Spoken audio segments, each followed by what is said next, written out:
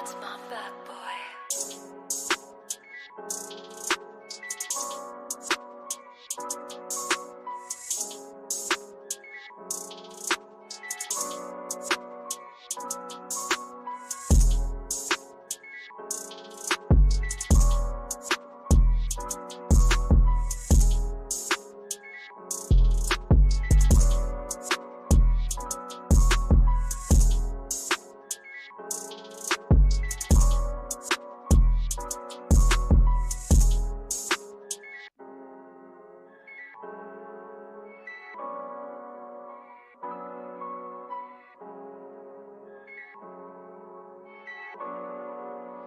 That's my bad boy.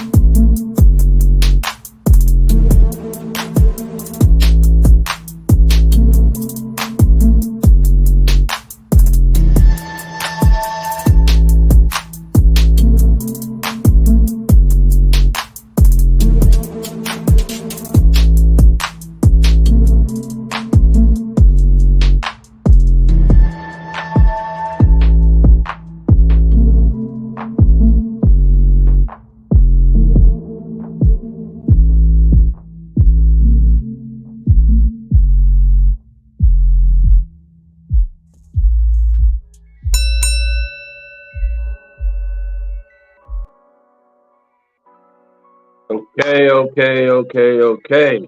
It's your boy Devon, man, back in the building. Salute to everyone. A little bit of a different look today.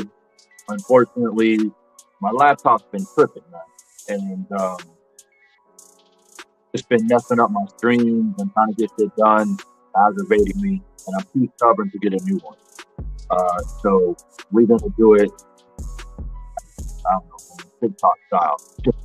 But I gotta get it in nonetheless, man. I appreciate everybody dropping in. Hopefully you guys can hear me. Okay, if you guys can hear me, just give me a thumbs up in the chat so we can get it cooking. Want to make sure that the audio is at least bearable. You know what I mean? Because I don't got my mic. Usually I got my mic and whatnot. So want to make sure you guys can hear me and everything like that. So let me know in the chat.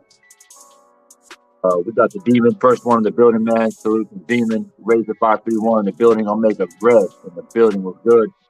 Mangus Allen letting the people know that we got to get those 30 likes. That's always the first goal, is to get it up to 30 likes. So make sure you're hitting that like button. You know what I mean? Get the likes all the way up as you enter the building. All right, y'all can hear me. All right, cool. Let's get that out of the way. Look, man, it's my time to cook. It's my time to cook. And I'm going to get it in. I'm going to give you guys my thoughts. A lot has been said out here on these YouTube streets. A lot has been said about the Bud Crawford, Errol Spence situation. And that's what I like to do. I like to sit back and wait for people to express themselves, vent, talk shit, do whatever they need to do. And I sit back on the sidelines and just kind of watch and listen. And then I come in, time to give you guys the aftermath, give you guys my opinion about this shit, man. And by the way, I can't see how many people are in the building. I have no idea. I'm using my phone right now, so it's not the same as my laptop. So I'm going to have to depend on everybody in the chat to remind people to come in, hit that like button, and kind of observe what the crowd's like for tonight's live stream. So I'm just basically freestyling this shit. I have very limited access to the things that I normally have. So I appreciate everybody in the chat, man. So look, let me start off with saying this. Rock Neal, what's good? Christian NWO, what's good? Anthony Bolton, salute, bro. Thanks for dropping in. So let me start off by saying this, man. As a boxing fan, you know, I have my feelings, obviously, my emotions about Crawford and Spence not happening.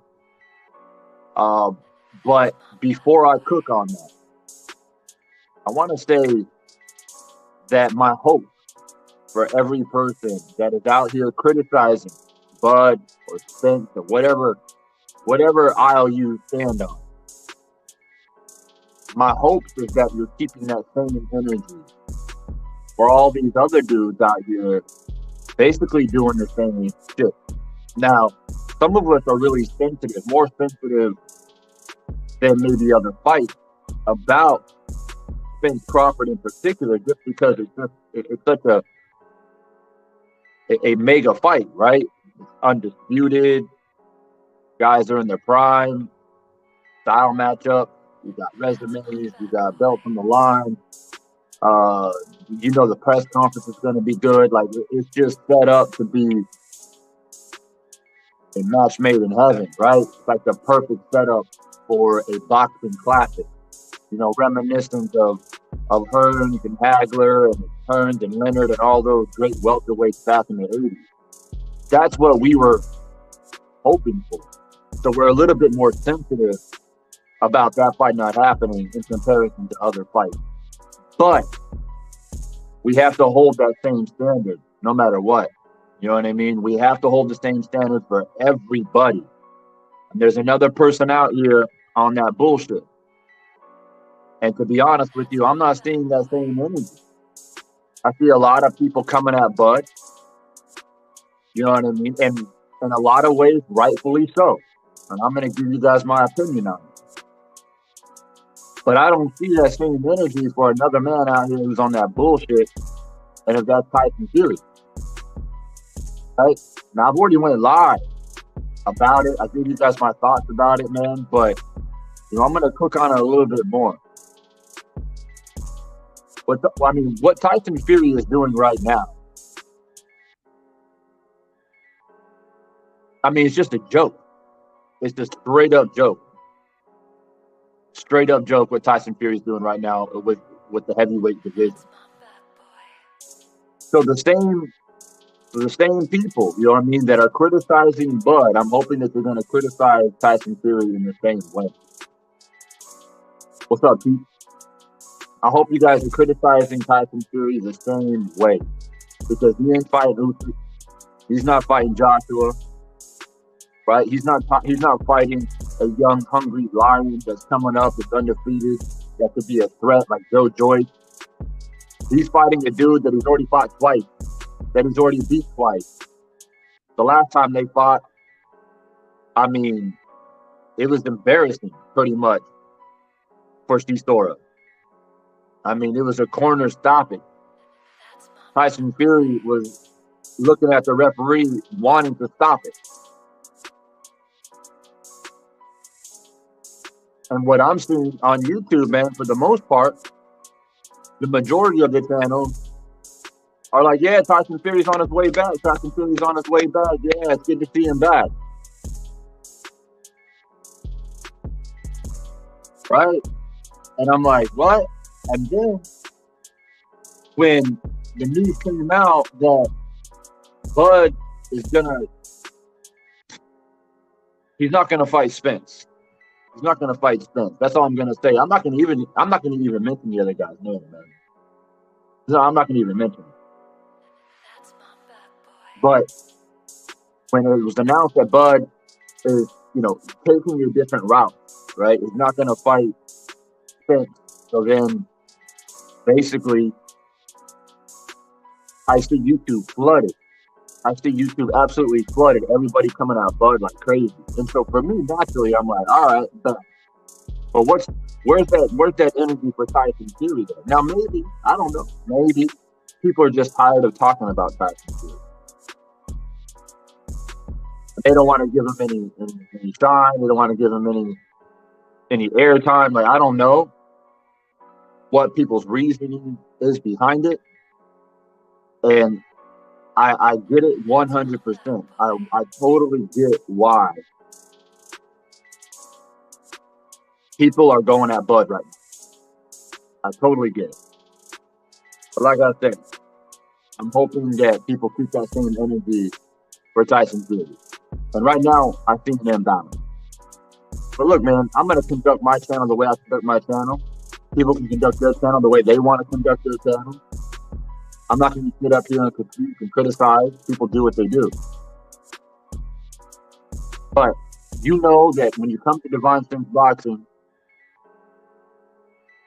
I keep it balanced, I keep it consistent, and I share the same energy for everybody who's on that dumb shit, or on that fuck shit, or on that, just whack shit. You're not gonna pull a slick one past me, man. You're not gonna pull a slick one past me. And I'm gonna speak on it, honestly. And sometimes it's brutally honest. Sometimes the truth hurts. You know what I mean? But I'm going to keep it the truth nonetheless. Because that's the only thing that I know. That's the only thing that I can do. What's up, William? So, what's up, Kai? So I wanted to make this live stream before I head off to the gym. It's Sunday morning for me. I gotta get to the gym, get my work in. I'm getting ready to compete in early December in Bali, right on the beach. Got a big fitness competition. So I'm preparing for that right now. And being able to come on here and talk about boxing is really difficult, man. But I'm trying to get it in. So let me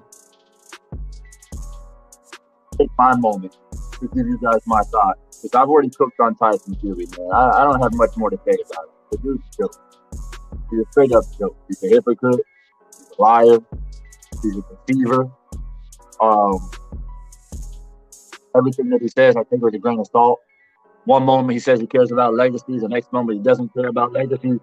I want to unify the titles.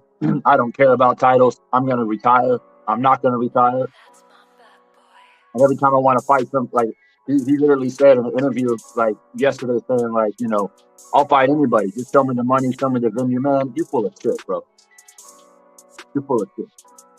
I've already said what I need to say about Tyson Fury. I'm just letting you guys know that I'm keeping the same energy for everybody. I don't discriminate. I don't give people passes. You know what I mean? Everybody gets it. They on that bullshit.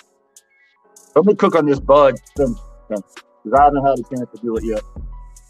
Like I said, I've heard a lot of people cook on it. All right, give me a moment, man. I got these picks kind of, bro. I promise you, dude. Sunday's lit out here. Anybody wants to come out to where I'm at, man? Sunday's lit. Sunday, like, I wake up in the morning, get my coffee. All these kids are off work. They're going crazy out here. I don't call it the holy day. I call it the horny day. These bitches out here horny on Sunday. Sometimes I double up. I get a couple in here in the day. Shut up. You know what I mean? So you gotta be organized. You gotta have a system. You gotta have a system. Give me a moment. All right. So Crawford-Spence, man, let me cook on it. That's my bad boy. So I dropped by BF Live, not today, I think it was last night. The other night, whatever day it was, he was cooking on it. And he opened up a panel, he let people come in, people were cooking, people were expressing their frustration. I found it kind of funny how the Bud fans got like they went silent, they kind of disappeared, man. They kind of disappeared. And I had some Bud fans in my DMs for a while as well. Probably not as much as BF, because I don't go at Bud like BF goes at Bud. Right? But I still had a fair amount. But they've all disappeared. The Village Brother was good with you. What's up, Don? But I find that funny how all the Bud fans kind of just disappeared. But that's neither here nor there. But I was over at BF, man. He dropped the link in the chat. I dropped in. I gave some thoughts. You guys didn't catch it. I'll kind of go over it one more time. I'll recap that. To me, this whole situation, let me turn down this background music a little bit.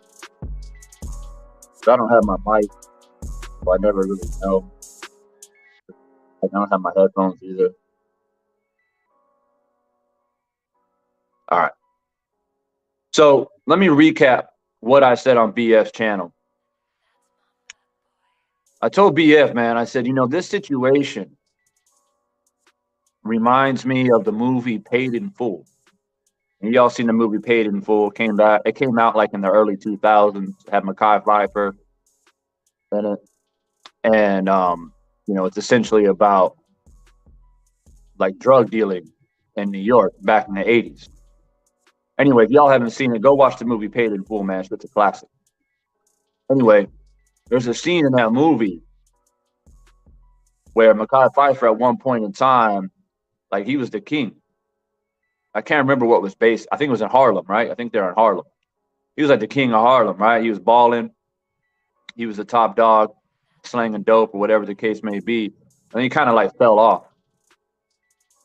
And there's a scene where he's chilling at the crib and he's talking to Ace Boogie. And he starts getting emotional and shit.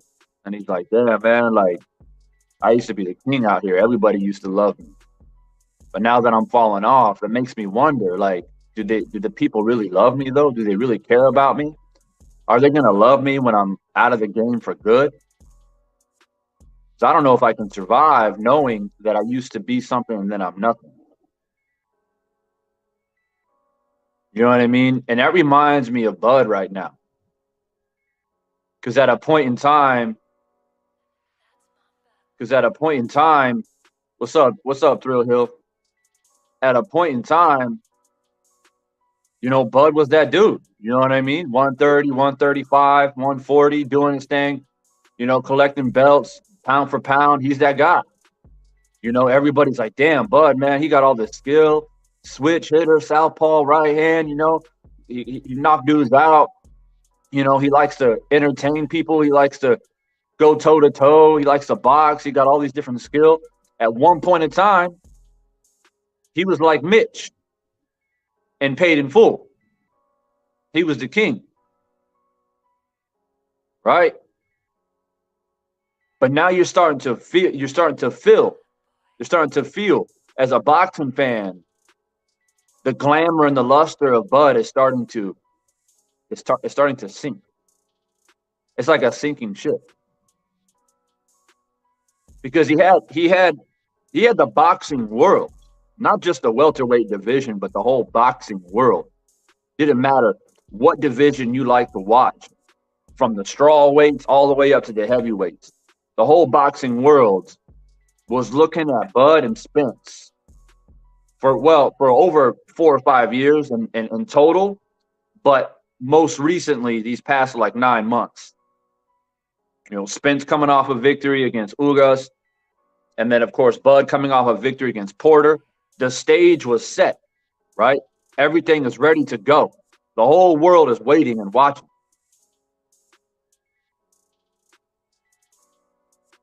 And essentially, it doesn't matter if you still feel in your heart of hearts that Bud had no choice. Bud had no choice but to move on because Spence didn't want the fight. He made it too difficult. Because Spence has got a boss, it's PBC, this, that, and the third, right? If you truly feel that way, I'm not gonna really waste my time to try to change your mind, but let's speak facts. Let's speak facts. Bud had the boxing world on standby for 9 months.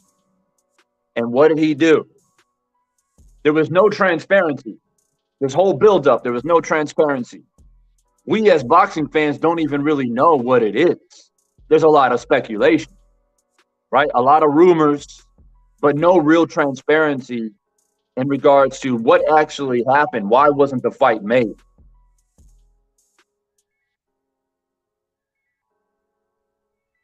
Right? We don't know, right? It's just like, Bud says that, I wanted to see some extra details in the contract. I agreed to everything, but I just needed to see some extra details. Well, if you agree to everything, then why do you need to see extra details? That don't make no sense to me. But whatever, I'll let y'all debate that.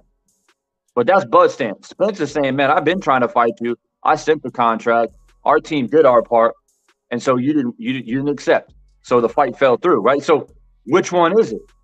But what we do know is that Bud made the decision to move on, okay? And not only move on, he moved in a direction that is highly disappointing. The man is fighting a guy in some sanctioning bodies is not even ranked in the top 10, y'all. He's not even ranked in the top 10. In the WBO, which is the belt that Terrance Crawford holds, the man he's about to fight is ranked number 6. Not top 5, not top 3, not a direct mandatory, not the number 1 guy, right? So no Boots, no Stanionis, none of that, right? He takes a guy who's got 3 losses and a guy who fought Lamont Peterson, back in 2013 or some shit, and lost. So somehow he can't beat Lamont Peterson, but Bud is so skilled, and he's supposed to beat Bud. He's supposed to be a challenge to Bud now. Why? Because he's learned from that mistake, right? That's how they're gonna try to promote it. Oh, he's had more fights since then. He's a better fighter. But Bud is way better than Lamont Peterson, right? Bud is a whole nother level than Lamont Peterson. What's up, Ricky?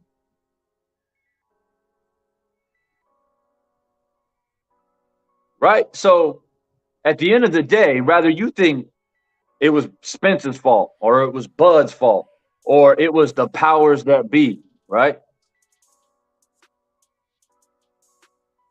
Right? So money on my mind. What's up, bro? What's good with you? I'm glad you said that. Bud is right. He needs to fight. He needs to fight. Now, I'm one, right? I'm the person who didn't really, I was indifferent about this for the most part. Now, I'm a Spence fan, right? I think he's the best welterweight out there. But I appreciate Bud. I've watched his career develop, and I've seen him move up and collect belts.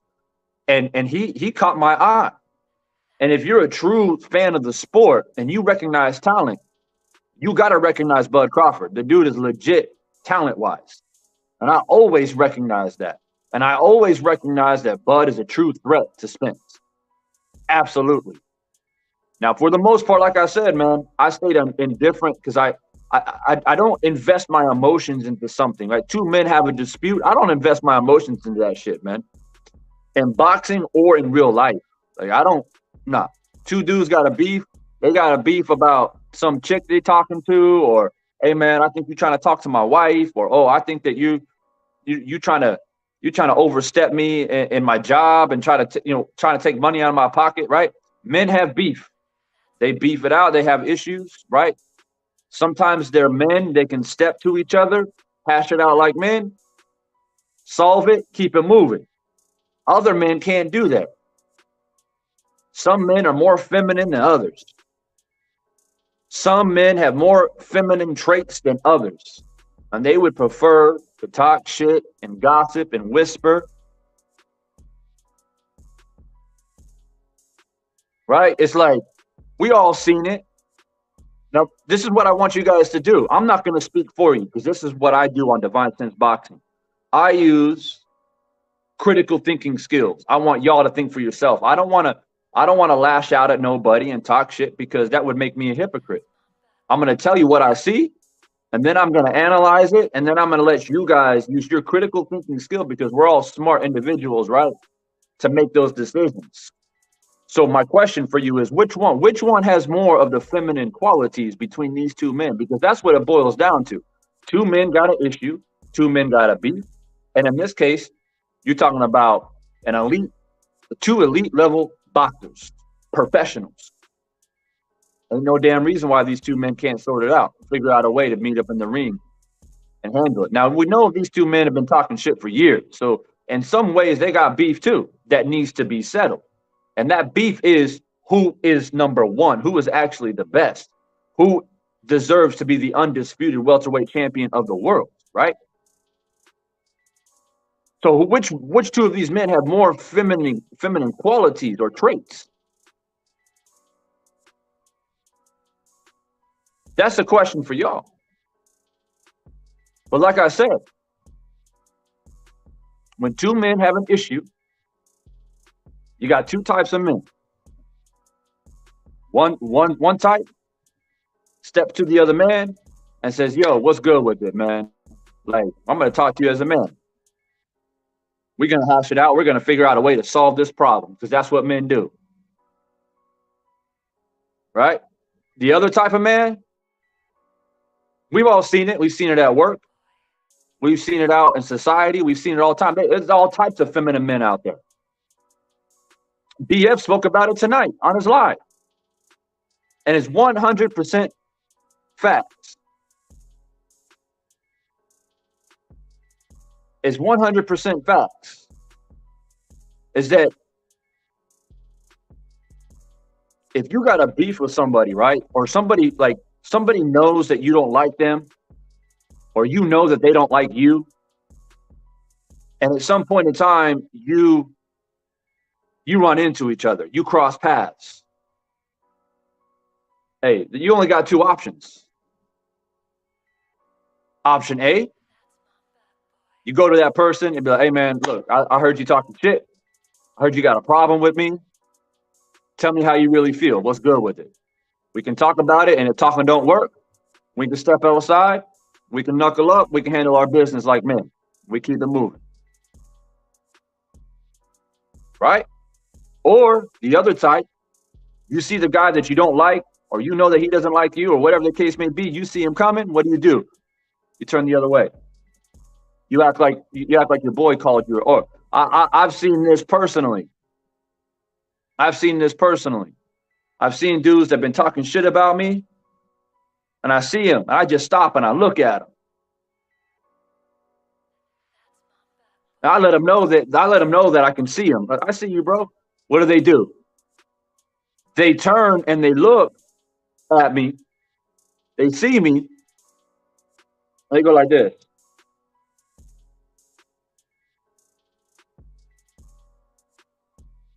Oh, you got a phone call now, right? You got a phone call now. Okay.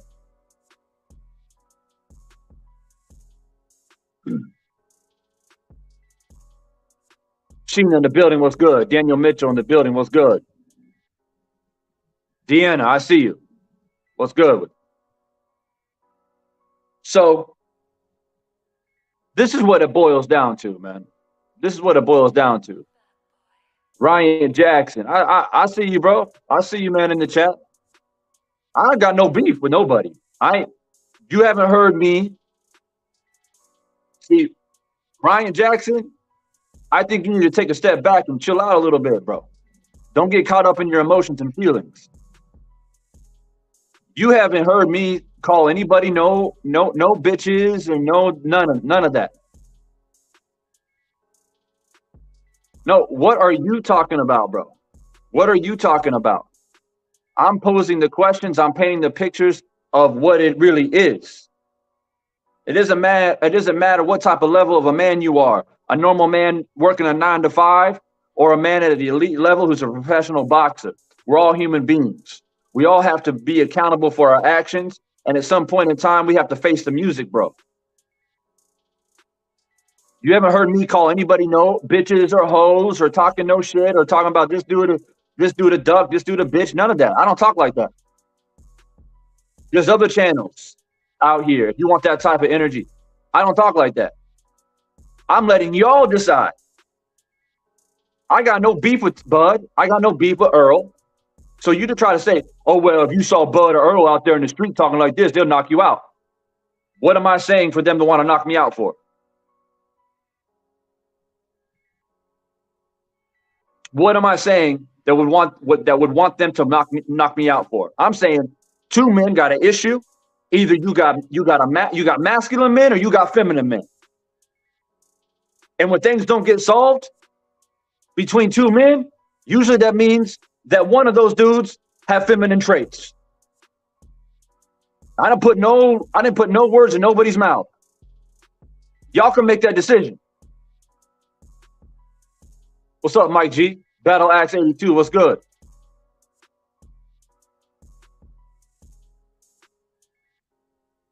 Ryan Jackson. Okay, and what? They've been fighting since they were babies. And what? They're fighters. They're elite fighters at the professional level. They're at the top of their game. What the fuck does that have to do with these two dudes haven't got in the ring yet, bro? These two guys have not gotten the ring yet. Bud has elected to say, you know what, man? I don't got time for that right now. The whole world knows that Bud and Earl got beef. They got some shit they need to settle. Bud decided to go fight a man who's number 6 on the WBO list, bro. Number 6 with 3 losses, bro. Ain't nobody out here talking about, oh man, I think this guy, man, I think he might get Crawford out of there. Everybody knows that Crawford is about to beat the brakes off this dude. And he's gonna get 10 million for it. So what then? So what's the argument then? Oh man, come on, Devon, bro. Don't hate on the man making that money. Because maybe if he fought Spence, he wouldn't get no 10 mil. So he's gonna fight this dude and get 10 mil. Oh, so it's about money now. It's about that payday now. It's not legacy don't mean shit. You're in a gladiator sport. You are in a gladiator sport. Everything is about legacy. From the day you lace up gloves, from the last day you put in the earth, everything that you have done has been about legacy, etching your name into boxing history, bro. You miss me with that shit about money. You can miss me with that shit. And if you about money, and you don't give a fuck about legacy, then you get no respect from me. Because this is a gladiator sport, bro. This ain't The Voice. This ain't America's Got Talent. This ain't a strongman competition. This is a gladiator sport, bro. Mr. Know-It-All Rants, what's good? PGH Big Dog in the building, what's good?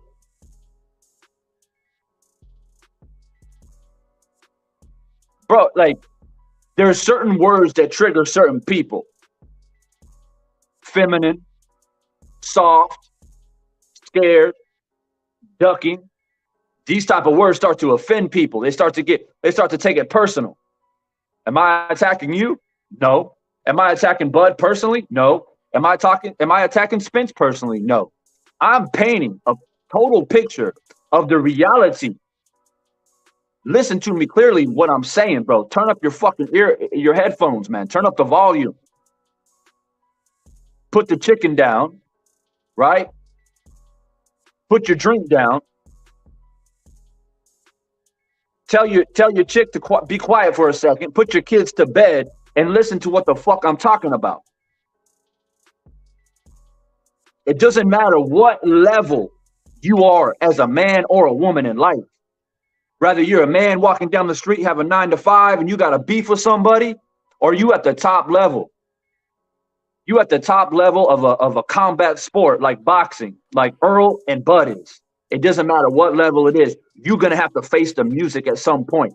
I'm not fighting Bud. I'm not fighting Spence. I don't have to face the music. Divine Sense, I got my own business that I gotta deal with in life. I got my own music. I got haters out there. Oh, and you best believe I stay ready constantly. Y'all check the IG. Oh, with Divine Sense, I handle my business. I stay ready. I stay sharp. Motherfuckers out here don't like me. Hey, I'm always ready who I might bump into. I handle my business. So my question is, Bud handling his business? Is Spence handling his business?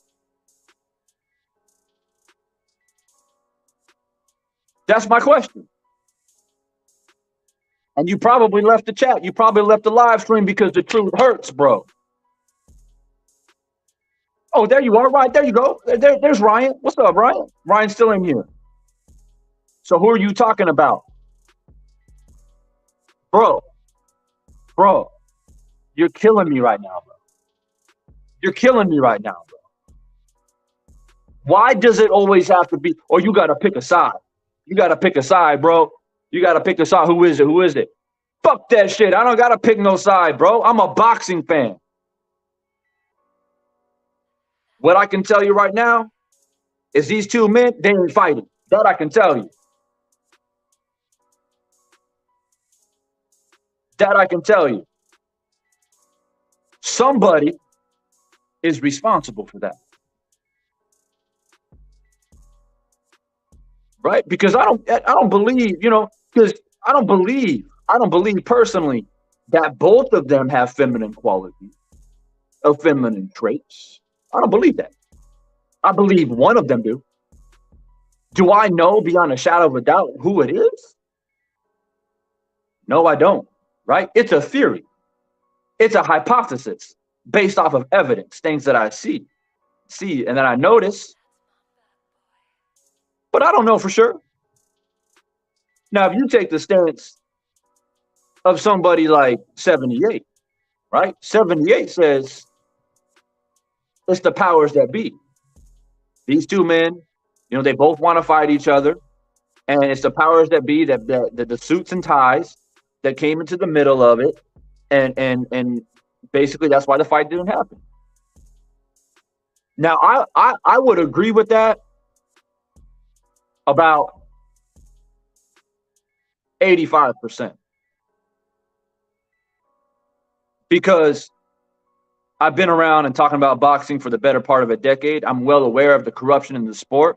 I'm well aware on these suits and ties that want to get their hands into the honey pot, and they don't give a fuck about the fighters, right? They do what benefits them. Oh, I know this. You don't have to convince me of that. And 78 he's been around long enough. He knows this, right? But the reason why I say 85% is because you still have that 15%. You still have 15%. The fighters bear some type of responsibility. Ladies and gentlemen, there was no transparency on why this fight didn't happen. Let me say that again. There was no transparency on why this fight didn't happen. Nothing but speculation, rumors, feelings, emotions, drama, lies, and deception. That's what we were given as boxing fans. We put our hard-earned money buying these pay-per-views. I paid for Spence Ugas. I paid for Bud Porter. And there was zero transparency for the whole buildup.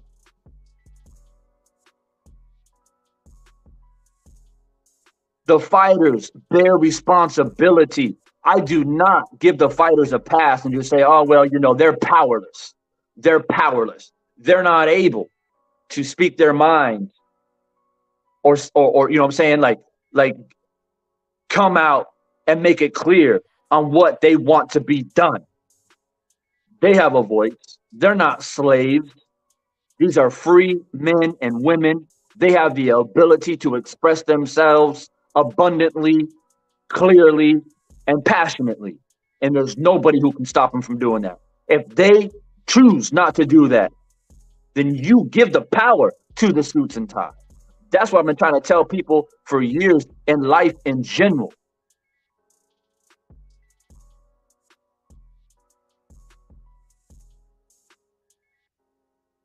It's the man, not a man, not a man in particular. It's the man. The man tries to keep you down. The man tries to sabotage you. The man tries to put fear into you, either with power or with money. It's up to you to stand up to the man.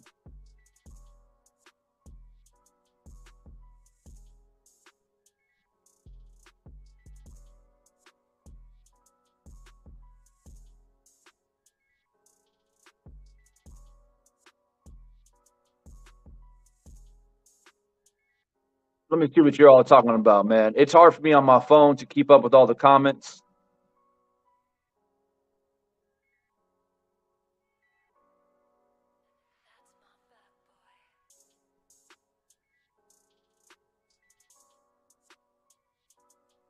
All right, Ryan, man. I see you, bro.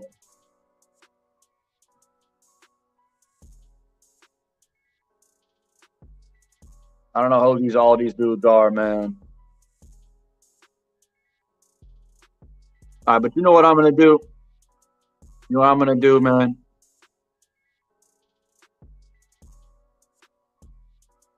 I'll drop the link. I'll drop the link. Shit.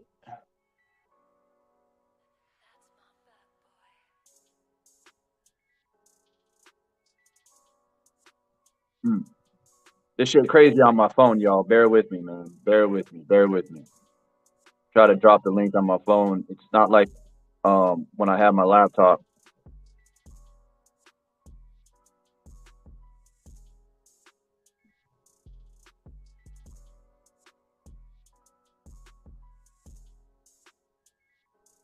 All right, boom. There's the link right there. There's the link right there. You got a disagreement with me? I'm not going to argue within the chat. Like I physically can't do it anyway because I mean I'm on my phone, man. I can't work through it anyway. So if you feel some kind of way, man, click the damn link. See, that's the thing is that you, Devon, what side you stand on, bro? Man, I stand on the side of boxing. That's what I stand on. I don't know Bud personally. I don't know Earl personally. I ain't got no beef with Bud personally. I ain't got no beef with Spence personally. I'm a Spence fan, and I appreciate Bud's skills and abilities. As a boxing fan, I wanted to see these two men fight. They're not fighting. And what I do know is that Bud is the one who pulled out. Bud is the one that said, I don't want to deal with this no more, and I'm going to go fight the number 6 guy with 3 losses. That's what Bud did. Bud made that decision. Now, let me say this. I was one of the guys that came out here during the whole buildup, and like I said, I was indifferent for the whole buildup. You have channels out here who have been roasting either Bud or Spence for months. That wasn't me. Somebody tell me that, somebody referred to a video where I roast anybody. My stance has been consistent from day one. I don't call nobody no bitches and hoes and ducks and none of that. I've always took the stance of boxing. But I was one of the people that came out here and said, like, look, man, if these two men can't get this fight popping for whatever reason, and I'm tired of worrying about what the reasons are. I'm tired of worrying about whether it's promoters, the fighter themselves. I mean, it's like, obviously, in this situation, the promoters / the business side of things / the money is more powerful than the voice of the fighter. That's what I'm seeing. Okay. So instead of worrying about all that, my stance was this. If y'all can't make it happen, man, it is what it is. You need to move on and fight somebody else. But if you choose to fight somebody else, it has to be a high caliber fighter. It should be the number one. It should be the number two. At the very least, number three of whoever's your mandatory. Now, I don't have the WBO list in front of me right now because I'm on my phone. Right now, Bud Crawford is the WBO welterweight champion. He's about to fight a guy that's number 6. So even if you think, man, it ain't Bud's fault that he's not fighting Spence. All right, bro. If that's your stance, okay. But are you cool with the fact that he's moving on and fighting a guy who's number 6 with 3 losses?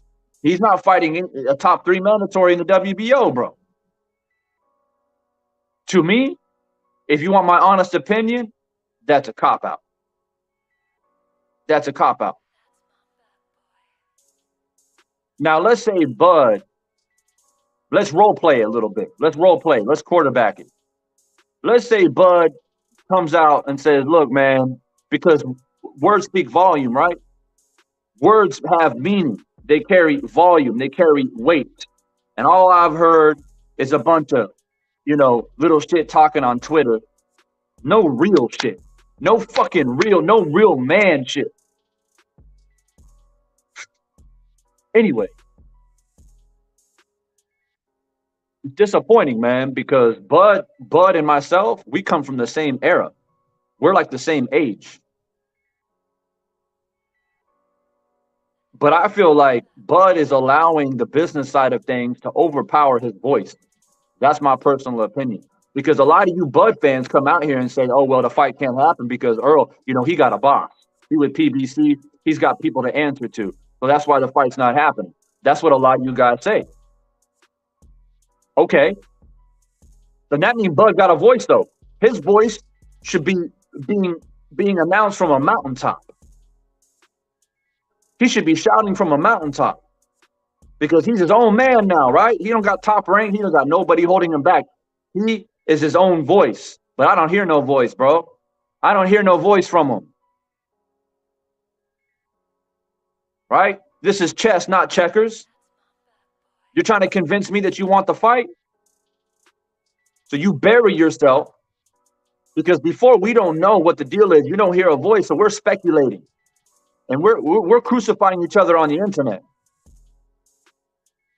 But you bury yourself when you pick the number 6 guy, the WBO number 6 guy. But let's quarterback this thing for a moment.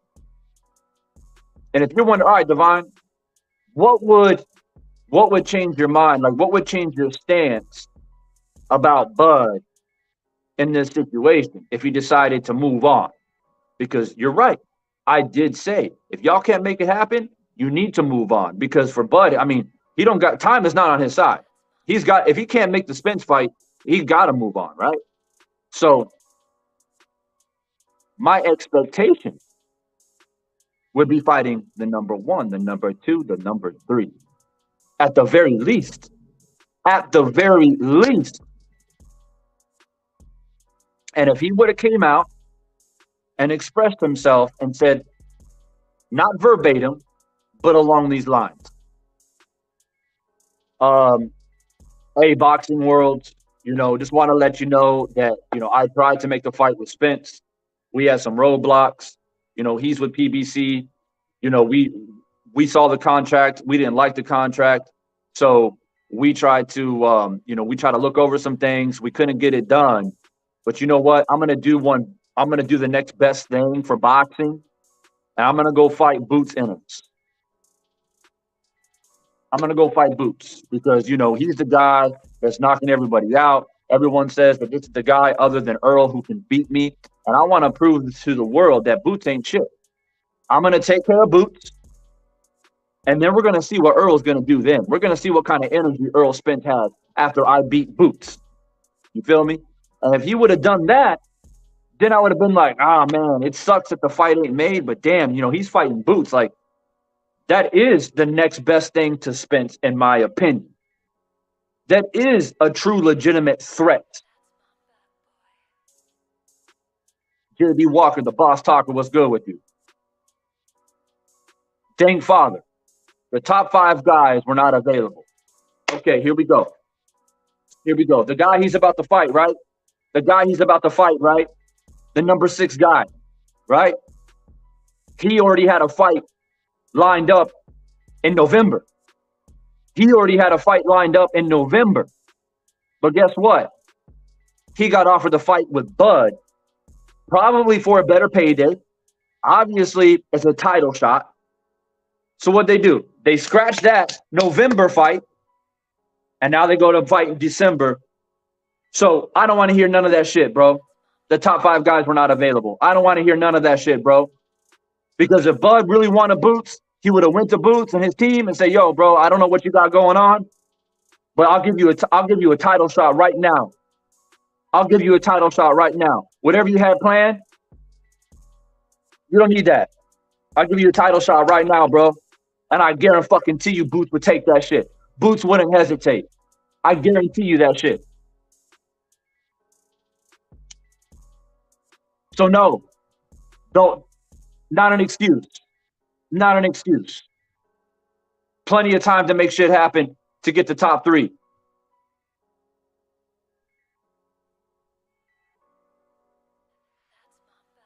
I'm tired, bro. Like, dang father.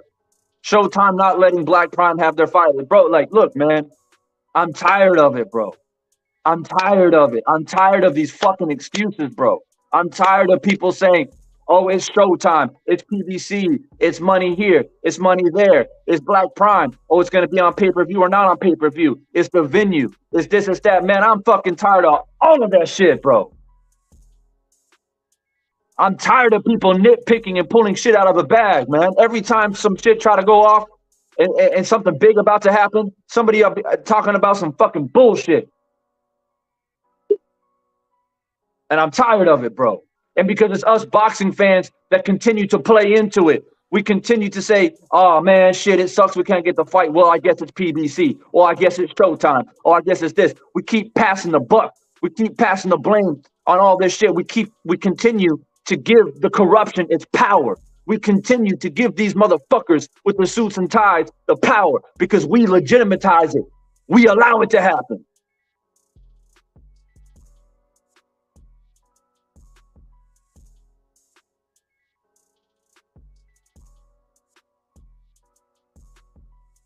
So say what you want to say.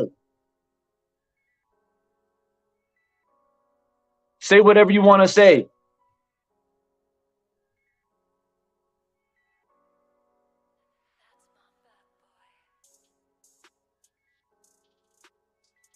Lennar, what's good, man? You hear me? Hello, hello.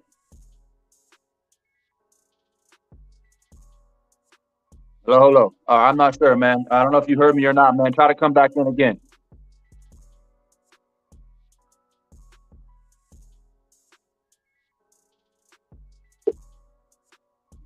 Yeah, I see somebody trying to come in. My man, we should have at least 50 likes up in here by now. And not for me, shit. We should at least try to do something positive for boxing. Add to the stream. Let's see. Lennar, what's up? What's going on, bro? Try not to hyperventilate.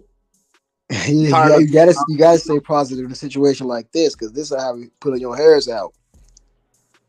It's quite a predicament, right? Quite a dilemma we're in right now, and I'm kind of like at the point where, I mean, I love Spence and I like Crawford, even though his fan base gets on my nerves, but he's, I don't hate the man, but like both these fighters are, to me, I feel like they're playing us as fans, And in this situation, I do think I mean, listen, what Crawford did, I think was unwarranted. I think that it was a duck move because he had a full 2 weeks to decide whether he was going to fight Spence. Because when the article came out from Boxing Scene, he had 2 weeks to contemplate before he signed on with Avenisha, you know, that whoever the fuck he's fighting. So I do overall put the blame on him, but I kind of feel like, you know, I'm tired of having to go back and forth, and you know, I just can't be doing this anymore. You know, I feel like it's just time to move on. You know, I'm not gonna go crazy. You know, I'm not gonna go crazy over this fight because it's not happening. You know, maybe that could be you, maybe that could be other people, but for me though, you know, there's just other fights that I think we just gotta kind of put our energy towards, because if it happens, you know, because it's not happening, and if it happens, it happens. You know, and I'll be super hyped so we can talk about the fight. But it's like it's going on 5 years now. By the time if they do fight, it'd be 5 years, half a decade of this fight being marinated, and it's still nothing but a slap in our face. And it's like they put, and this is, and what Crawford did was unexcusable because it's like it came out of nowhere. He blindsided us with this mess, and he blindsided us, and now we're just stuck there as boxing fans feeling stupid because we had so much investment to this fight. So what are we to do? Move on. Look, man, I'm tired of people using the promotional companies and all these powers to be as an excuse. I'm well aware that yes, it makes a difference uh, when it comes to finalizing a big fight. I know it's not easy. I know that boxing is a business, and the business is corrupt. You don't need to explain that to me. Okay, we waited for 5 or 6 years to watch Manny Pacquiao against Mayweather. 7. 7, whatever the fuck it was, right? And just like Bud and Spence, we went at each other's throats. We critiqued, we criticized. It got fucking violent on here, verbally violent, and who knows? We got people fighting out in the streets and everything. It was like riots. We got packtards, flow-mos, all kinds of racist shit going fucking crazy on here for years. I was a part of that. I was in the trenches during that time. But guess what? You got top-ranked Manny Pacquiao. You got Mayweather, who is very outspoken about Top Rank and Bob Arum. He can't stand Top Rank. He left Top Rank. He doesn't want to do business with Top Rank. Manny Pacquiao was always a yes man his entire fucking career. Well, 90% of his career, he was a yes man. Whatever Bob told him to do, he did it. Okay? But guess what? Mayweather Promotions, Top Rank, Showtime, they made the fight happen. They figured out a way to make the fucking fight happen. Now we can sit up here and say, oh, well, it was 3 years too late or 4 years too late. Look, man, Bud is 35 going on 36 or whatever the fuck he is. Just like Pacquiao and Mayweather, 5, 6, 7 years. Same thing with this. It's been 5 years, still not getting the fight. If there's a will, there's a way. And I'm just sick and tired of people saying like, yo, oh well, we just gotta accept it. We gotta accept it, man. It's just the way it is, the powers that be, there's too many hands in a honey pot. Nobody wants to give up this, and there's a contract here and a contract there. And fuck all that shit. I'm sick of it. Just like I was sick of it when Pacquiao and Mayweather were trying to do the negotiations. I had the same energy then as I do now. I'm sick of it.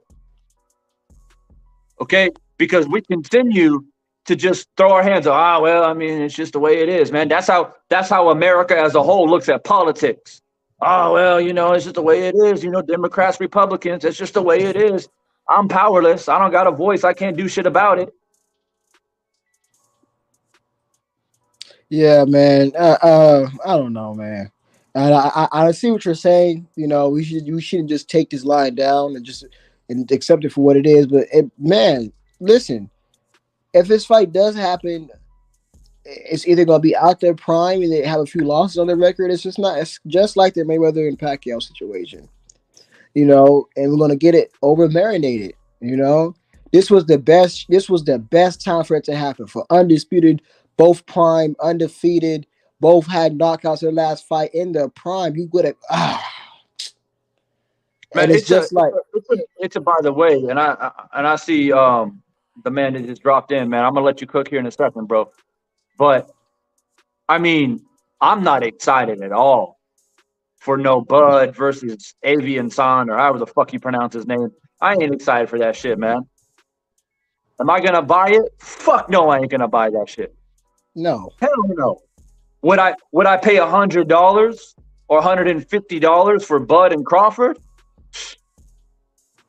I don't even have to think about that. Hey, here's my card. Right? So I'm like, we continue to pay for it, and we can. But it's Bud. He's fighting this dude, number 6 guy. Come on, man. No, come on, man. Come on. Bud is gonna beat the fucking brakes off this dude. And where does this leave Spence now? Spence is there with his hands in his pockets. Where is he gonna go now?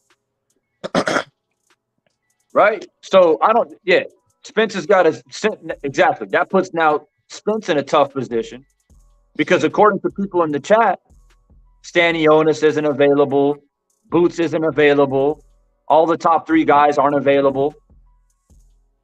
From what I heard, though, they're talking about Spence and Stanionis, and I don't want to see that shit either.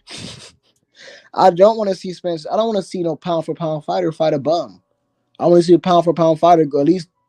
And it looks like if it's going to be Stanionis, I was hoping it's going to be Thurman. We could have cleaned up at least Spence and Thurman. At least we would have got one legacy fight. If you would have got something, But we won't even get that. It was looking like. Let me say this one point, and then I'm gonna turn it over to the gentleman that just came in. For the most part, most channels out here,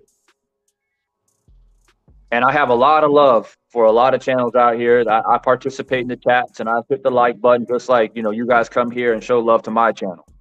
But for the most part, most channels pick either they pick a side, either they're Bud or they're Spence, and they try to build up their argument and try to criticize the other fighter, right?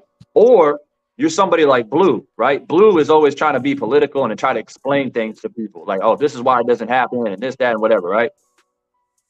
So everybody has their MO, everybody has their platform to get the message out the way they want to get it out. For me, I want to make it crystal clear for everybody because we have some confusion. People get confused of what the fuck I'm trying to say out here. I say, fuck all of that. Fuck Team Crawford. Fuck Team Spence. Fuck all of this explaining shit over here. For me, we are the ones who puts the money into the pockets of the business of boxing. They guaranteed Bud Crawford $10 million, right? If you do the math on the pay-per-view set, the way they constructed the pay-per-view, they only need to sell 250,000 buys, just 250. That's it. If they sell 250, they break even. Anything above that, they make profit. Oh, I guarantee you, they're going to get enough Bud fans to come in and pay whatever it is that they're trying to charge, and they're going to make that money. How? They're going to make it. How? And then Bud's gonna beat the brakes off this dude, and then guess what? We're back to point A. We're back to the well, yep. We knew Bud was gonna win. Now he won, so now what? Now what? We're back to square one. How is it gonna reach 250? Bud's last fight only reached like 140, close to 140, 135. And this is with Porter.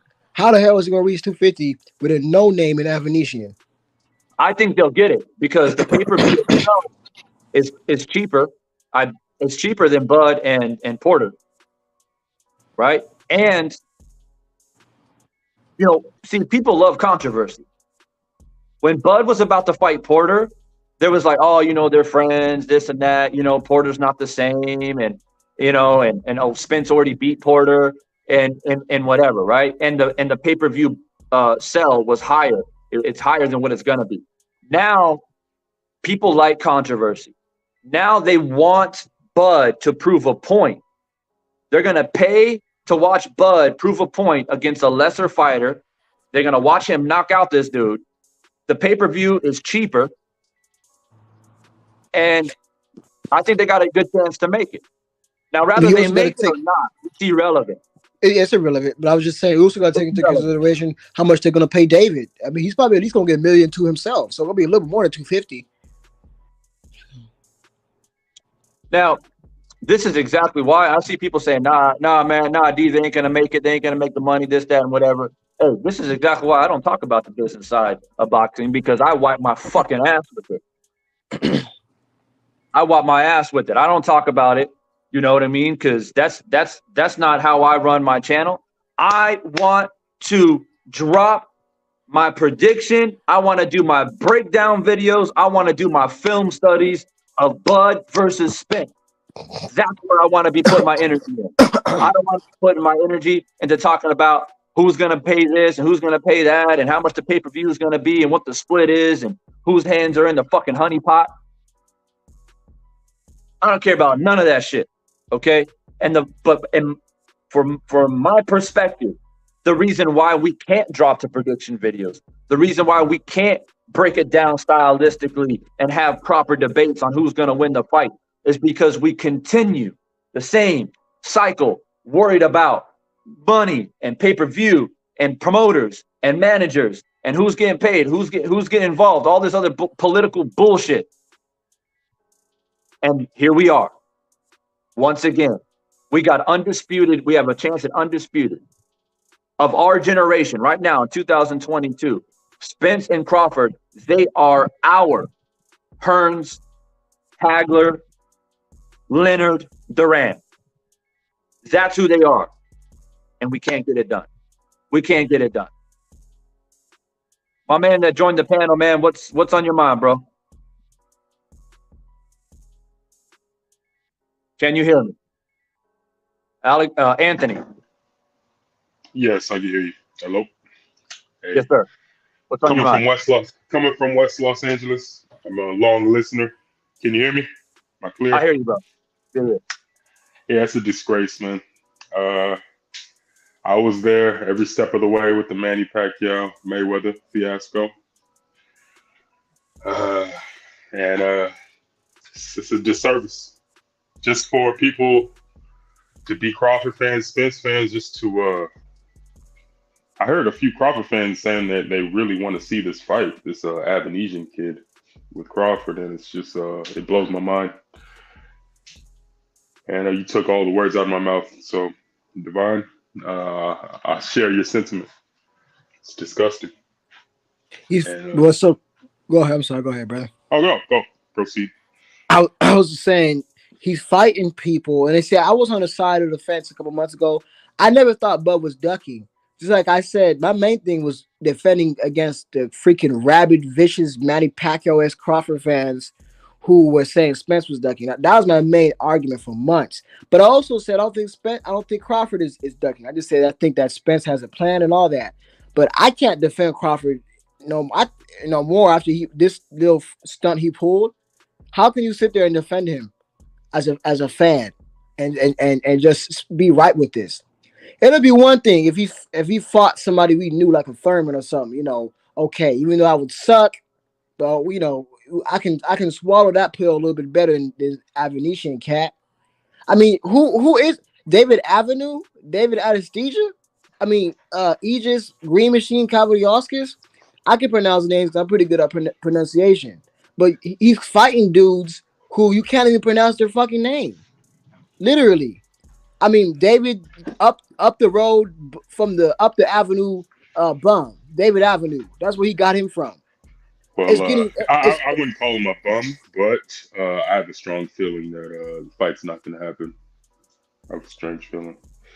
If the fight doesn't happen, okay. So if the fight doesn't happen, we just created unnecessary drama. So you tell me. So then you're saying Crawford's clout chasing. I'm not a mind reader on Crawford, but by the steps that he's taking, he's being very petty. So it's not a good look. It's a black eye for boxing. Big black eye. And one thing, Yeah, and I kind of caught the tail end. I kind of caught the. a massive black guy to buy, and I feel like this is how I feel about it. And y'all can try to change my mind, man. I feel like Bud has an ego the size of Mount Everest, and in his mind, he's thinking, "Look, man, it's either my way or the fucking highway.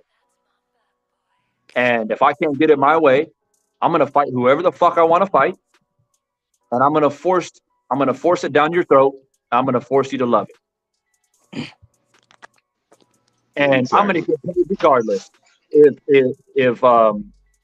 this new promotional company can only sell 50,000 fucking buys, I'm gonna get my 10 mil, and I'm gonna get the fuck up out of here. Exactly. And Where are that's they it. getting the money from? That's what I I have want no to know. fucking idea, man. See, that's another rabbit hole that I don't want to think about. Um, ducking crawfish. What's up, man? What's on your mind? Yo, Can you you hear hear me? me? You hear me? Yeah. What's up, man? Sorry, I had my mic on mute. I was just talking about this guy, fucking crawfish. Crawfish. Come on, mate. How long are we going to wait for this guy to actually fight in a legit opponent? It's so fucking long. I'm So surprised true. Virgil Ortiz should get the shot. It's embarrassing. It's embarrassing because his best. Who's Crawford's best win at this point? Sean Porter. I A mean, war. I mean, and I like Sean, but a war tattered, been through the Sean ringer. Sean Porter. Sean Porter is a good win. Is a good win, but it's That's like it for a man with 40 fights, yeah. supposedly number one pound for pound, and your best win and only good decent win is Sean Porter. Are you serious? Are you kidding me? Sean Porter is a good fighter. I'm not going to hate on him. I think he is. I think he's Sean. I like Sean Porter, but he's been kind of fucked up beforehand. War tattered. He's that one robot you see in the movies who's been put together 1,000 times. His shoulders out, but he's still My, good to go. He still got his good technique left, my but thing his is, shoulders been I, replaced, his knees been replaced, his eyes been replaced. I personally didn't mind the Bud Porter fight. I can see why people can kind of pick layers off of it and nitpick it, but I didn't have a problem with it because the way my mind works, right, is that I'm an optimistic person. I'm thinking, and sometimes my optimism comes and bites me in the ass. But the way my mind works, I'm like, okay, so Earl just beat Ugas, busted his eye socket, put on a great performance. So he's put himself in the position to get ready to fight Bud. Now all Bud's got to do is take care of Porter, and he did that. So I'm like, oh shit, we about to get this fight because I'm the optimistic person. But once again, like I said, optimism came back and bit me in the ass because we Listen, waited what 8 months now, 9 months now, sitting, waiting, making completely useless videos. Useless, useless time, waste of energy. And then here we are. Bud's gonna go fight a number 6 dude. He's gonna get 10 million. He's gonna rob the bank, essentially. He's gonna knock this dude out. And then they're gonna pass him the mic after he knocks the dude out and say, all right, Bud, you got your 10 mil. You defended your WBO title against the number 6 guy. Congratulations. What do you want to do next? I want to shout out to Omaha, Nebraska. Thank you for giving me this opportunity. Thank God, all that shit. It's all good. You know what? Just send me the best fighters and I'll fight them. Oh, well, what about Errol Spence? You guys almost made that fight. What do you think about Errol Spence? Are you ready to fight him? I just don't think Earl wants to fight me. I try to fight him. He doesn't really want to fight me. So we're just gonna look at other stuff and do other things. I'm not worried about Errol Spence. Exactly. That's It's what always you notice how it's always everybody's fault but Bud's. It's always Bob Arum, it's Errol Spence, it's Al Heyman, it's Showtime, it's Top Rank. It's always everybody else's fault but Bud's. You know, in True. life, you know what I realized is when you go a place and you keep shitting the bed and fucking it up, and you keep doing it on a consistent basis, dog, it's you. It's you. It's you. It's not everybody else. It's always pointing the finger. It's this person, that person, this person. It is fucking Bud. Well, if Bud And wants to play these games, I say Spence needs to go to 154, fight Fundora, and let the show continue because he's not comfortable making 147. He said. and on that note, let me make this crystal clear. Rather you think it's Spence or Bud, it doesn't fucking matter. Boxing loses regardless. But I'm here to tell you, Bud needs Spence more than Spence needs Bud. And Yeah. I stand on that firmly. Exactly. And I'm ready for anybody to come in here and challenge me on that. I mean, Bud, who 35 going on 36. He's about to fight the number 6 guy, right? After he beats him, where's he going to go? Where's he going to go? He has to go Earl is 154. younger. Earl has the frame and the body type to move up to 154 and compete and win multiple titles at 154, which will then make him pound for pound above Terrance Crawford. Jamel needs to drop those belts though. So what in what world does Bud surpass Errol Spence if Errol Spence continues to defend those welterweight titles, moves up to 154, wins titles up there against bigger, stronger opponents? I mean, Earl don't need Bud, man. Now, Earl may want Bud just for the sake of legacy to say that I fought Bud, I got him on my resume. But when it's all said and done, if Bud goes and fights the number 6 guy, then he fights the number 4 guy, and then he fights the number 7 guy, and then he retires at 38 years old at 44-0,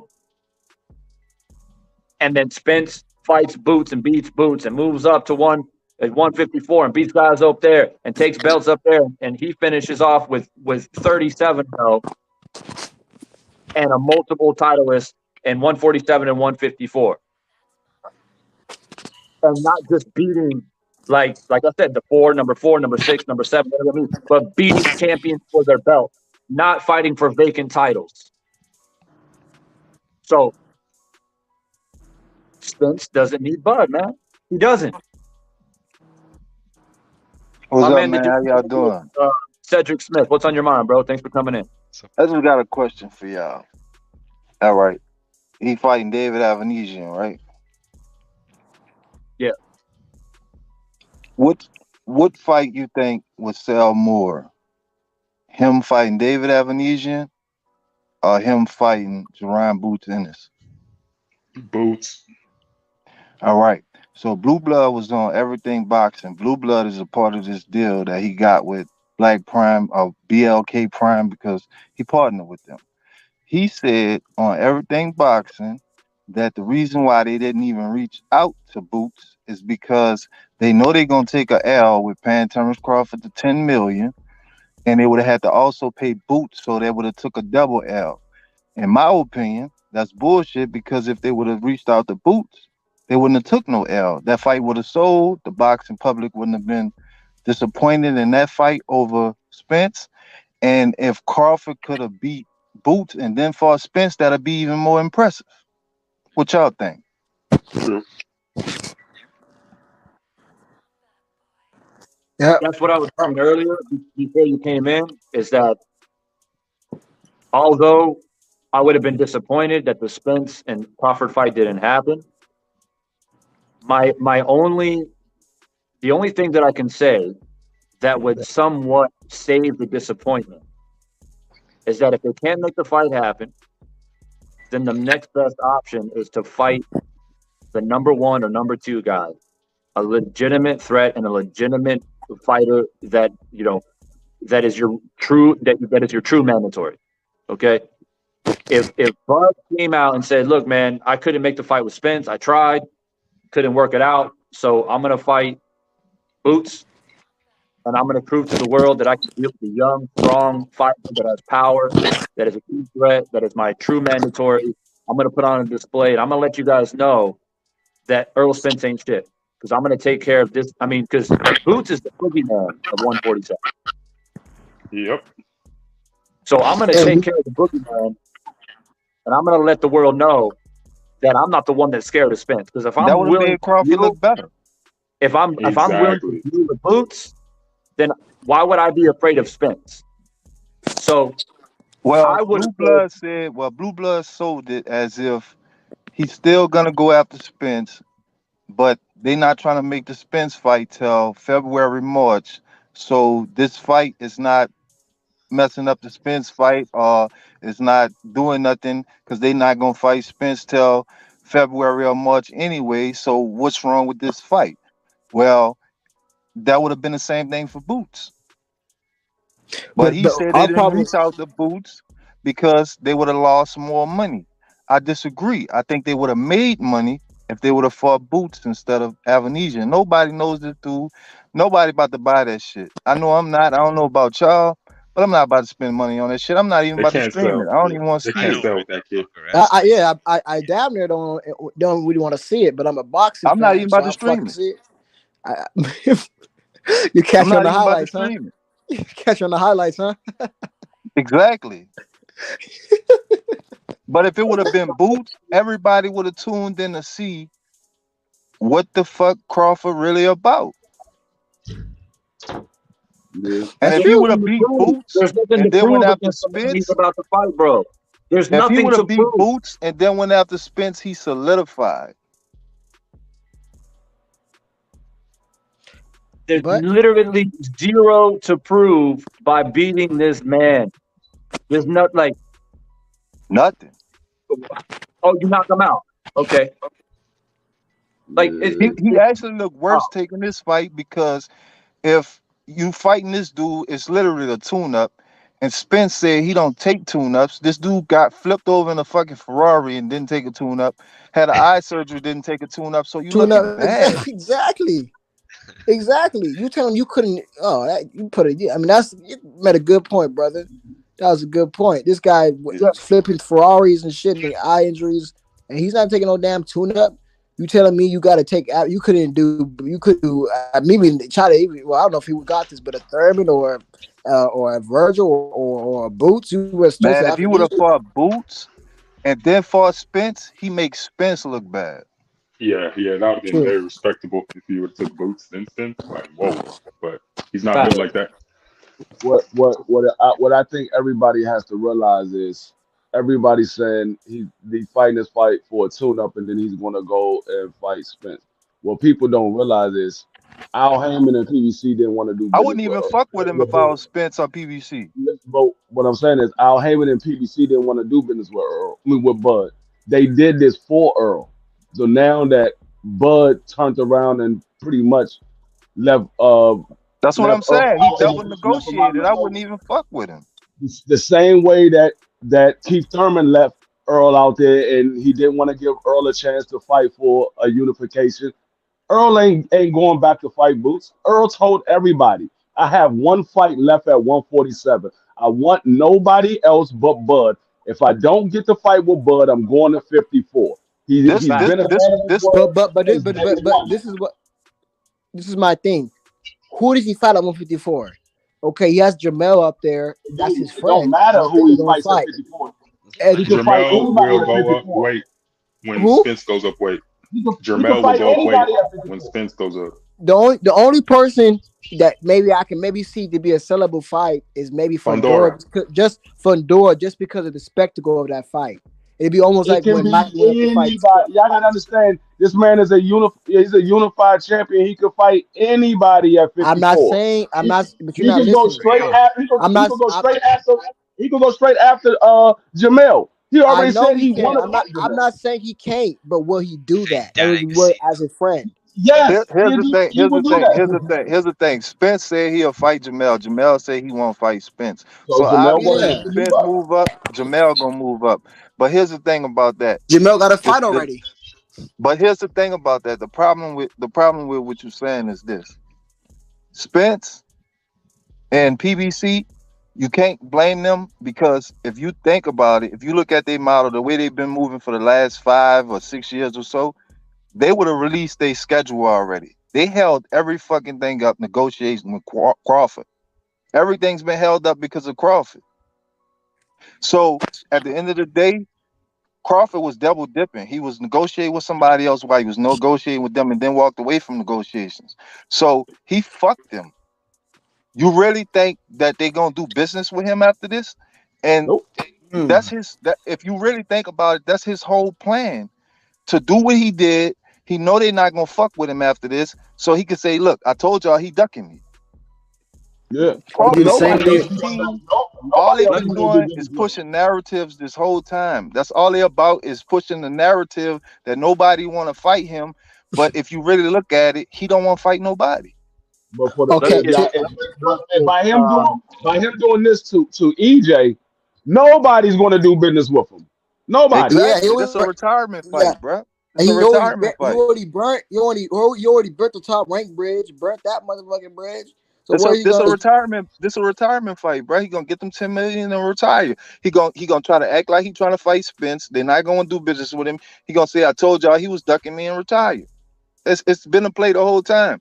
Like, cause think about it. If he was really about that life, why would he fight David Avanesian? And why would the narrative be, well, we'd have took a loss if we'd have tried to pay Boots too? Nah, that But, fight would have made money. but Y'all that only taking a loss. Y'all only taking a loss because y'all fucking putting him in with David Avanesian. Nobody want to see that shit. That's but if That's the this only is bullshit, reason why y'all man. taking a loss.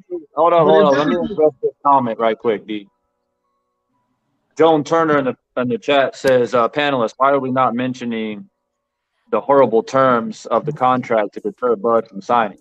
I'm gonna What's the let you guys term? cook on it. I'm gonna let you guys cook on it, but this is what I'm gonna say. The inconsistency of Bud is astounding because in one breath he says they sent me the contract and I agree to everything, but Spence don't want to fight. Then in the next breath he says, "Oh, I agreed to everything, but I didn't like some certain shit that was in the contract." Well, which one is it, man? Did you agree to everything or not? So Another like, another another one says too. He says that it's not Spence, it's handlers that don't want it. But in his next breath, in his recent article that came out, oh, it's Spence represents a fighter who doesn't want it as bad as I want it. So which one is it? But Is it in that Man, Spence breath, fuck or is already it that. said PBC? Fuck that. You talking about what everybody else saying. Let's talk about what Bud's saying.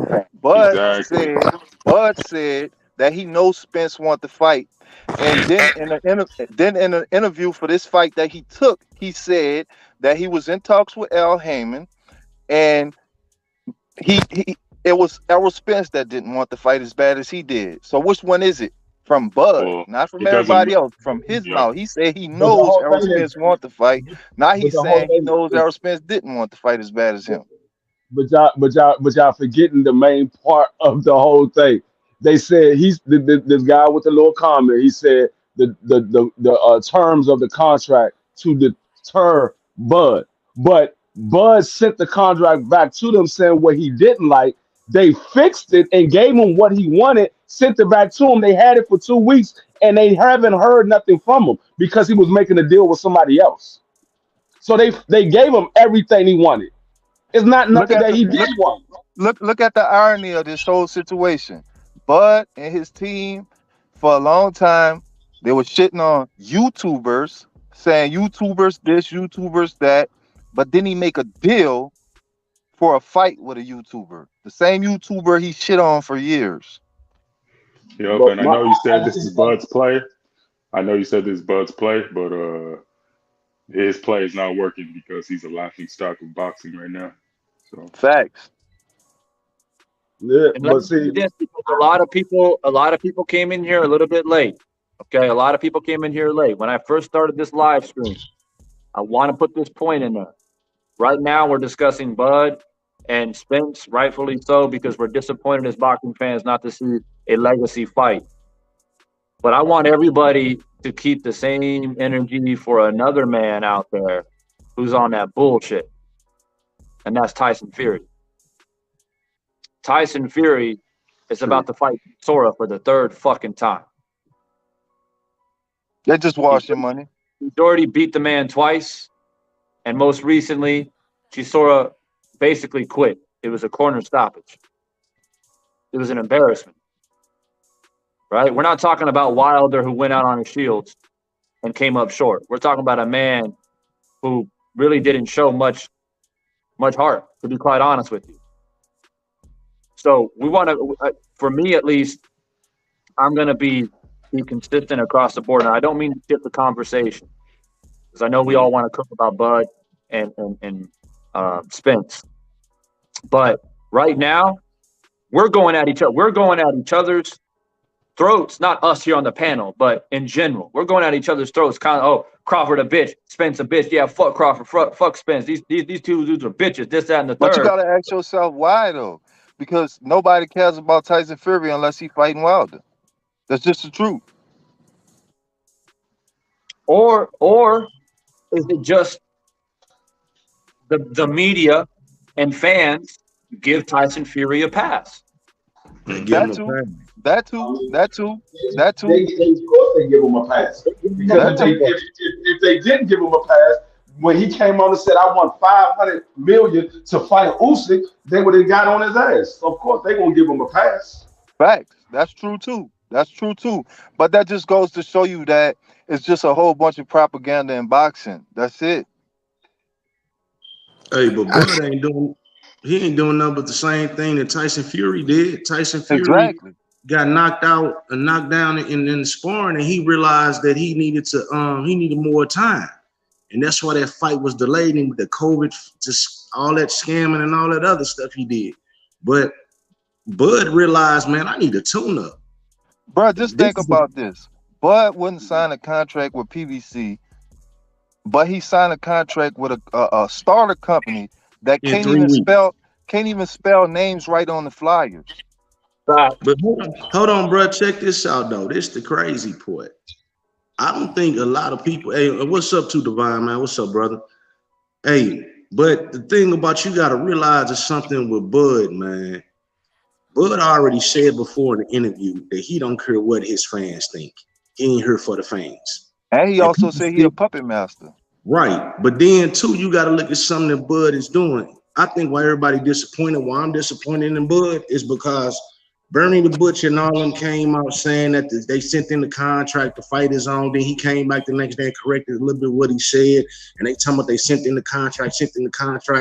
How do you have a contract with one company or entity, but you can still make a deal? That means the entity had to let you out of that contract to make the new contract. That means you never had a contract, bro. So you putting out false information, thinking that Earl them is playing games when Earl them is waiting on you. And the only thing, and then he talking about he want transparency. Well, I believe in the Ali Act, you have transparency to see everything that's going on. So what's the truth? Bud Man, Blue Blood said out his own mouth, because he worked the deal with this BLK shit. And people keep calling it Black Prime, but it's not Black Prime, it's BLK Prime. He worked the deal with this fight, and he said out his own mouth that Crawford said that they was working on a deal with PBC for over 5 months, and he didn't hear from them, or they didn't want to show him the books, or they didn't want to show him what his 35% was, what it was from, where it was coming from. So they made, because people was telling him on this show that he was double negotiating, and that's fucked up. And he literally said they did the deal in 24 hours, a $10 million deal in 24 hours. But see, the but thing think is, about Sheesh. something though. it sound like the same situation with AJ and Wilder when AJ said he wanted 50 million and Wilder said check your email, and now they said they want to know where the 50 million came from. That's what it sounds like to me. But If you that's get the thing. But that's the regardless thing. of where you But that's the regardless of thing. where you get your 35%, But that's from, the long thing. as He you get not asking. 35%. But that's the thing. He not asking where the 10 million coming from. You dealing with, because here's the thing what people don't understand. PBC don't pay for the fight. They don't pay for the fight. Showtime or the network pay for the fight. So you dealing with Showtime really. So you telling me that you got to see the books and you got to see all this transparency for Showtime to make sure you getting your money and all this. But then you dealing with a startup company and you can make a deal with them in 24 hours because they're telling you they're gonna give you 10 million, but you're not asking them where the 10 million coming from. That shit don't make Right. sense to me. Oh, that's true. That's true. That's Exactly. true. That's bullish, boy. Woo, That's hold bad on. business. Hey, that's ether right there. You I know didn't who think about it owns like that. Showtime? Do you know who owns Showtime? CBS. Exactly. So you telling me CBS money not good? But the whole thing Exactly. is, why didn't you ask for transparency when Bob Hearn said he was losing money on you? Why you ain't ask Bob him for Exactly. Arum said transparency? himself. Bob Arum said himself he would open the books and show where he lost money at, if that's what they Yeah, want. They never responded. because they Hey, didn't want answer to Hey, this how do you for disclose. me, boy. know he accepted the deal in 24 hours? Where'd you get that piece of That's information what from? Blue Blood said. Oh, okay. Blue Blue Blood blood said on partners with Everything them. Boxing. If you want to see it's still up. Go watch Everything Boxing last video. They last live. Blue Blood they was on live and it was shitting on Crawford. It was going off on Blue Blood came up there in the live to save face for Terrance Crawford, and he was trying to get everybody to stop shitting on him. And he was saying, I don't have to tell y'all this. Nobody else telling y'all nothing. I'm coming up here and I'm telling y'all. That's what he said. He said that because them dudes was on there saying there's no way they could have made a $10 million deal that fast if he wasn't already negotiating with these people. And Blue Blood Exactly. came on there and said that's not true. We literally made the deal in 24 hours. Mm. But see, my thing So is, you can make a $10 million deal in 24 hours with a startup company that nobody never fucking heard of, and you don't want transparency to see where the 10 million coming from, but you need all this transparency from fucking Showtime? hey, I'm gonna be honest with you. I'm gonna be honest with you about Bud. Name me the last time Bud did a good business deal. Bud has known to always fuck people over in the business If you deal. I if you just hope ask me, Blue bro, them don't get fucked a over the lot of shit. people not gonna hear this shit, but if Excuse you my ask language. me, think about this shit. MTK Global, right?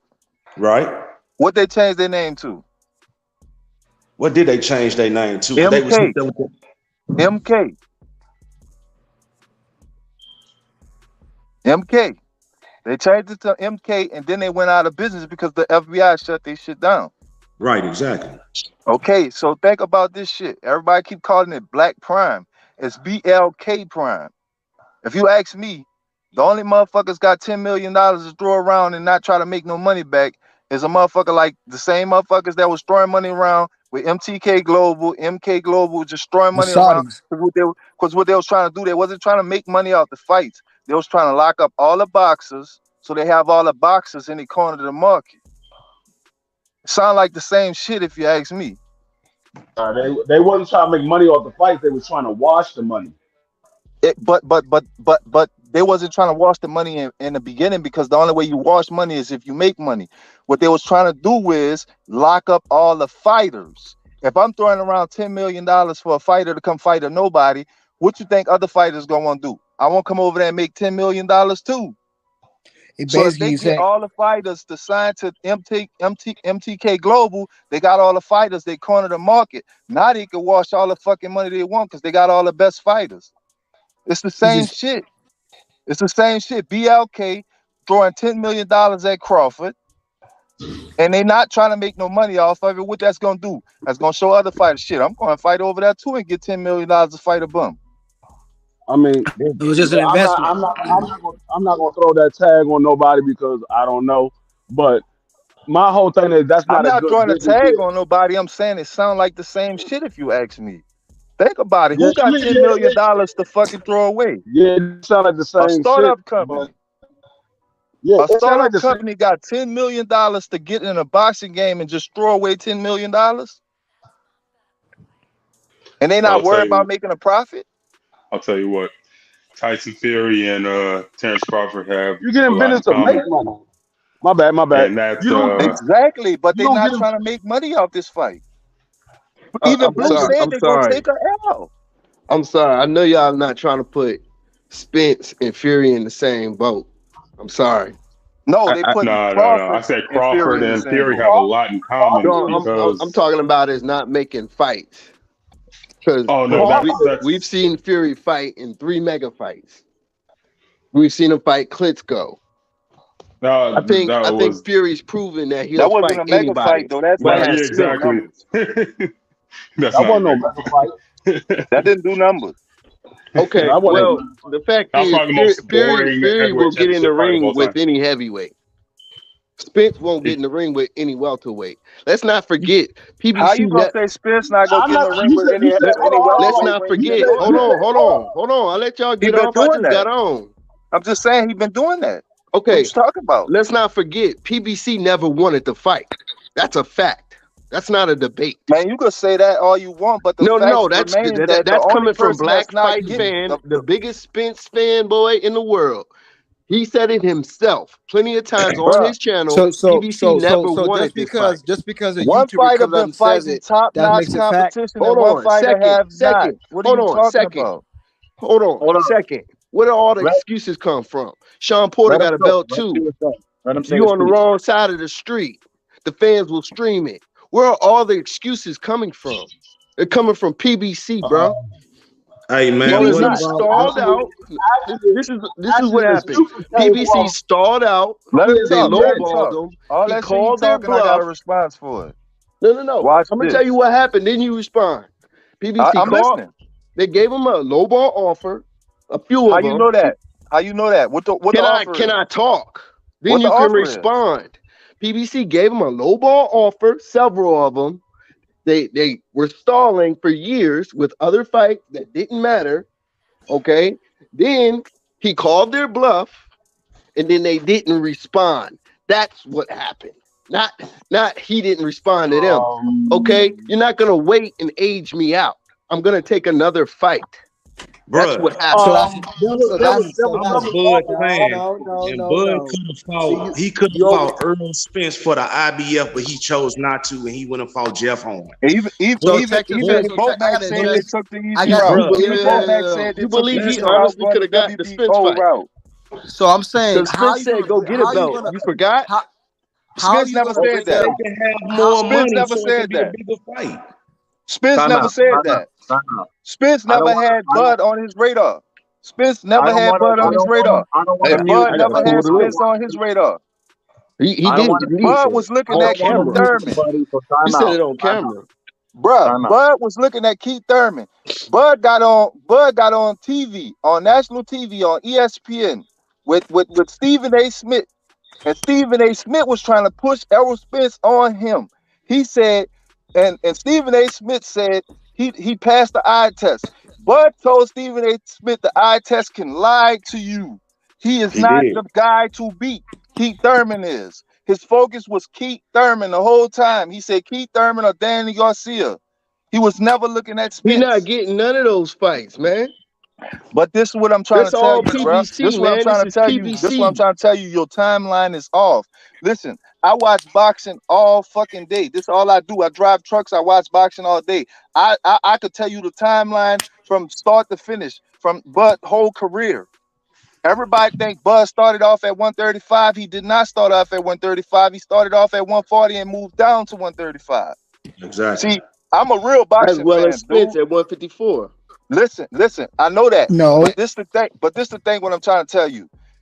Bud Crawford's whole career has been smoke and mirrors. He never really wanted to get in there with the real fighters that give him a tough time, even at 140, even at 135. He didn't fight the best competition down He there fought either. Gamboa, undefeated Bruh, Gamboa, Gamboa moved up two weight classes. What are you off talking short about? notice. I think the guy is Gamboa had a proven, bro. 2-year layoff before that fight. What are you talking about? Well, Bro, he was Errol it was a Spence was gonna 1 year fight layoff, but Danny still. Garcia before the car accident, bro. Bro, listen to what I'm That's a telling you. cherry. Listen to what I'm telling you, dog. You talking about Gamboa. Gamboa moved up two weight classes, and he had a 2-year layoff before he fought Crawford, bro. What are you Okay, talking Gamboa about? I'll wasn't the give you same Gamboa. Gamboa. Exactly. Well, So what I'm trying to But tell you tell me is, why the fight all isn't right, made. all right. So let me ask you this: when Crawford was down there, who else was down there? What Gary Russell down there? He ain't trying to fight Gary Russell. What Gary Terrence Russell Crawford told? doesn't fight anyone. He fights once a Listen, year. listen, listen, listen. Terrence Crawford told you out his own mouth on Sean Porter podcast that Errol Spence was never supposed to be his rival. His rival was supposed to be who? Adrian Broner. He didn't even try to fight Adrian Broner when they was at 140. What do you you mean he talking didn't about? try to fight? Hey, Broner didn't want to fight Crawford either. What are you Bruh, talking about? I bruh. got a question. I got All a right, so question. let me I ask you got a this. question. Let me ask you this. Let me ask you this. You say Crawford, Brown ain't trying to fight him. You name me a fight that Crawford pushed for that was a threat. Name it. Crawford ain't never Name it. pushed for no fight. Exactly. So Exactly. what? What Crawford are you even said talking out of his about? own mouth, He's his got toughest 38 fight fights. was He's Dan Boy. undefeated. He doesn't have to push for fights. He said Bro, his He you gets toughest talking about fight was fights. 38 Dan fights He's a Boy. with a whole fighter. bunch of Oh, people. Okay, so name me these people he fought. Yo, I he bet you look, can't just even name because nobody. Bud doesn't I be on bet you can't Twitter and even name Instagram nobody. all day like your boy, I doesn't mean bet he you doesn't can't fight. name He's nobody. raw. He's I old bet you can't school. name nobody he Marvin fought. Hagler type. You don't Let have me to ask be you a out here question. running your mouth, running your Okay, all Twitter that's fingers. cool. All PBC never wanted this fight. Spence is ducking. If he wanted this fight, the fight would have got made. Instead, he So fought why Okay. your all these man didn't sign the Garcias for these contract? no Why belts. didn't he sign the He contract when he said he stalled agreed for to it? years. He told Crawford to his face he didn't want to fight him. He'd rather fight Why? Porter. This is all he's, fact. It's on camera. look, bro. You just denying it, bro. That's all. All right, look, I had to mute everybody. I have to mute everybody. Y'all going at the same time. We got to chill out a little bit, all right? Because we can't get any points across. So I just got one quick question. And this is for my man, M Stacks. You know, M Stacks, my boy, is my homie. He's been around supporting the channel for a long time. A lot of love to my man, M Stacks. But I got a question for you, bro. I'm going to unmute you first, and then I'm going to let the other people cook. All right? So I hear what you're saying. I may not agree with everything that you're saying, but my question for you is this, bro. If you think it's Spence and it's PBC, we'll leave Spence out of it. Let's just say PBC, okay? It's their fault the fight didn't happen. That's your opinion? Cool. My question for you is, are you okay with Bud fighting the number 6 guy? Like, are you cool with that? You think that's a good move to make at this point in your career? Because that's the only thing I want to know. Am I cool with it as far as what? You got to elaborate. Like, do you think that was the best option? Do you think that's the correct move to make after not being able to fight Spence? Like, are you cool with that decision? Well, it's October 23rd. The fight was supposed to be this month. Then it was supposed to be next month. They didn't reach a deal. Okay. The year's about to end. Who's available? Ortiz? Boots? Is Thurman available? Who's available right now to fight, to get a fight in before the year is up? Who? All right, so let me say this, because a lot of people said that earlier. Oh, Boots ain't available. Thurman's not available. Ortiz is not available. Stanionis supposedly is not available. The whole goddamn division's not available. So I got to fight the next best guy. That's what I'm hearing from Bud fans. Here's my position. Are you ready? You may not like it, but I'm going to tell you. If there's a will, there's a way. So if Bud came to Boots and said, "Look, bro, I know you got some shit going on, man, but look, I'm about to give you this payday, and I'm going to give you a title shot." It could be Boots, it could be Ortiz, it can be any of these dudes, right? Top 3 in the WBO right now, because Crawford got the WBO strap. He said, "Look, man, I know you got some shit going on, got a contract, whatever the case may be. I'm going to go to your team and you. I got a title shot waiting for you right now. I know you've been trying to get a title shot for the longest. So now you got it. I'm going to give you this guarantee. Let's get it popping. I guarantee you, Boots will cancel whatever the fuck he got going on and take that title shot." So why don't Spence do that? What? See, here we go with this bullshit. Because I didn't want to see that crappy Ugas fight. Yeah, it was for a belt, but I don't give a shit about the belt. But bro, I'm not asking you about Spence right now. I've let you state I like your this opinion. fight about as much as I like the Ugas fight, as much as I like the Danny Garcia fight. Wait, didn't hold on, no. Didn't Ugas beat Manny Pacquiao? When everybody said that Manny Pacquiao was going to beat Ugas' ass because Manny Pacquiao just got done beating Keith Thurman, bro. Bro, if you ask me, I have a different opinion. Okay? As far as Manny Pacquiao goes, Terrance Crawford is Monica and fucking Errol Spence is Brandy. And they were both trying to fight that motherfucker, talking about the boy is mine. Okay, I didn't like that whole scenario. Both of them trying to fight Pacquiao. I wanted them to fight each other the whole time. You feel Hey, me? let me comment on that, bro. Let me comment on that. That's Why I you gotta just bring hold wanted on? to Why you make gotta the bring point Brandy and though. Monica into it? hey, check this out, man. That Monica and that Brandy, that was funny. But check this out though. What you gotta realize is this, bro. Back in the day, it's an interview out with Errol Spence. He was kind of young. And he wasn't the first one talking about this side of the street. That came from Tim Bradley. What you got to realize is this.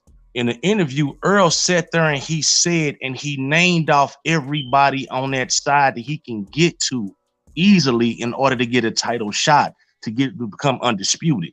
When Earl got hurt, that threw the timeline off for him. But Ugas wind up beating Pacquiao because when Pacquiao gave up the belt, it was a three-way contest tournament for the belt, and Ugas won. Then when Pacquiao wanted to come back, they wanted to take the belt from him, from Ugas. That's how that wind up happening. But Earl been saying before Bud that he wanted to fight Pacquiao because it was an easier fight to make, because after Pacquiao fought against Mayweather, Bob Ernst basically left Pacquiao alone, told him he was no good anymore. That's why he didn't want to do business, and he put that room out talking about, if I'm gonna fight Bud, give me 40 million. So end of the day, a lot of people don't like what's going on. Let's be real. Bud, 35 years old. I'm a fan of both of them brothers. I seen both of them brothers fight young. That brother gonna turn around, and you gotta realize he need a tune-up. This is a tune-up for him. If he gonna fight Earl need to go ahead and fight Stanionis, which is mandatory.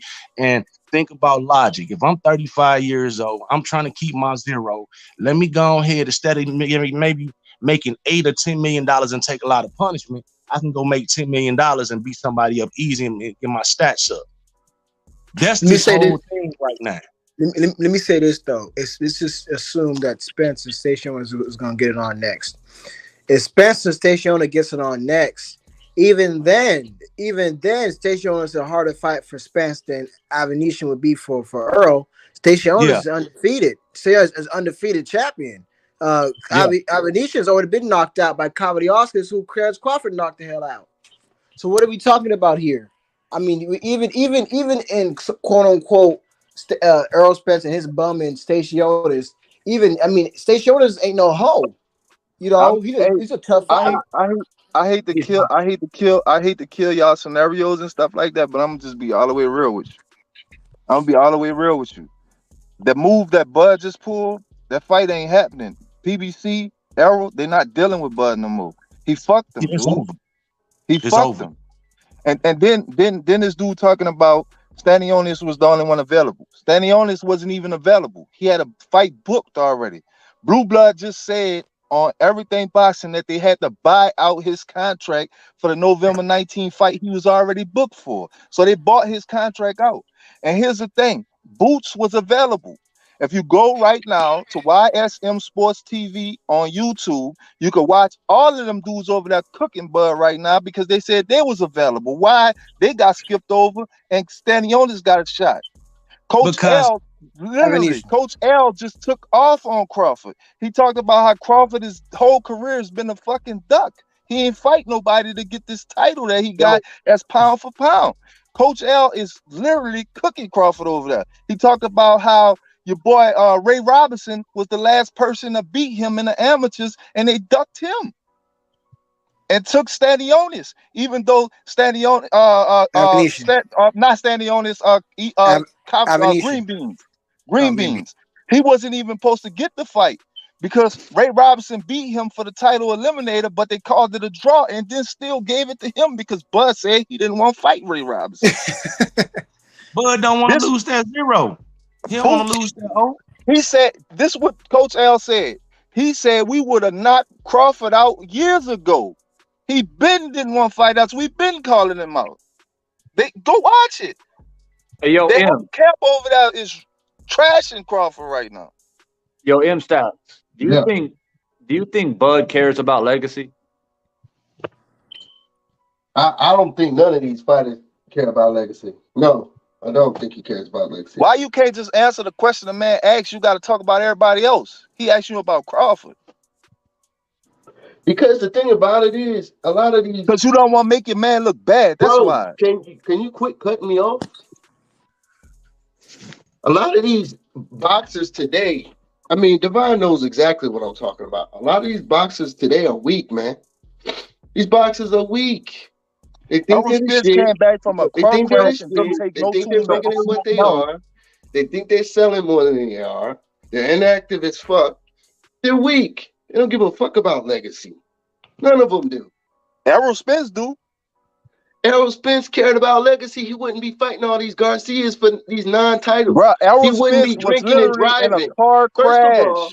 First of all, Spence was literally in a car crash and came back and fought Danny Garcia. Drinking and driving a Lamborghini is freaking stupid as fuck. Lamborghini is a different type of car. I'm going to stop you there. Hold on, okay? Because we've got legends of the sports that go all the way down to the times of Jack Johnson, bro. Jack Johnson is well known of driving in cars with white women speeding down the fucking road, getting arrested, and all kinds of shit. Lamborghinis, though?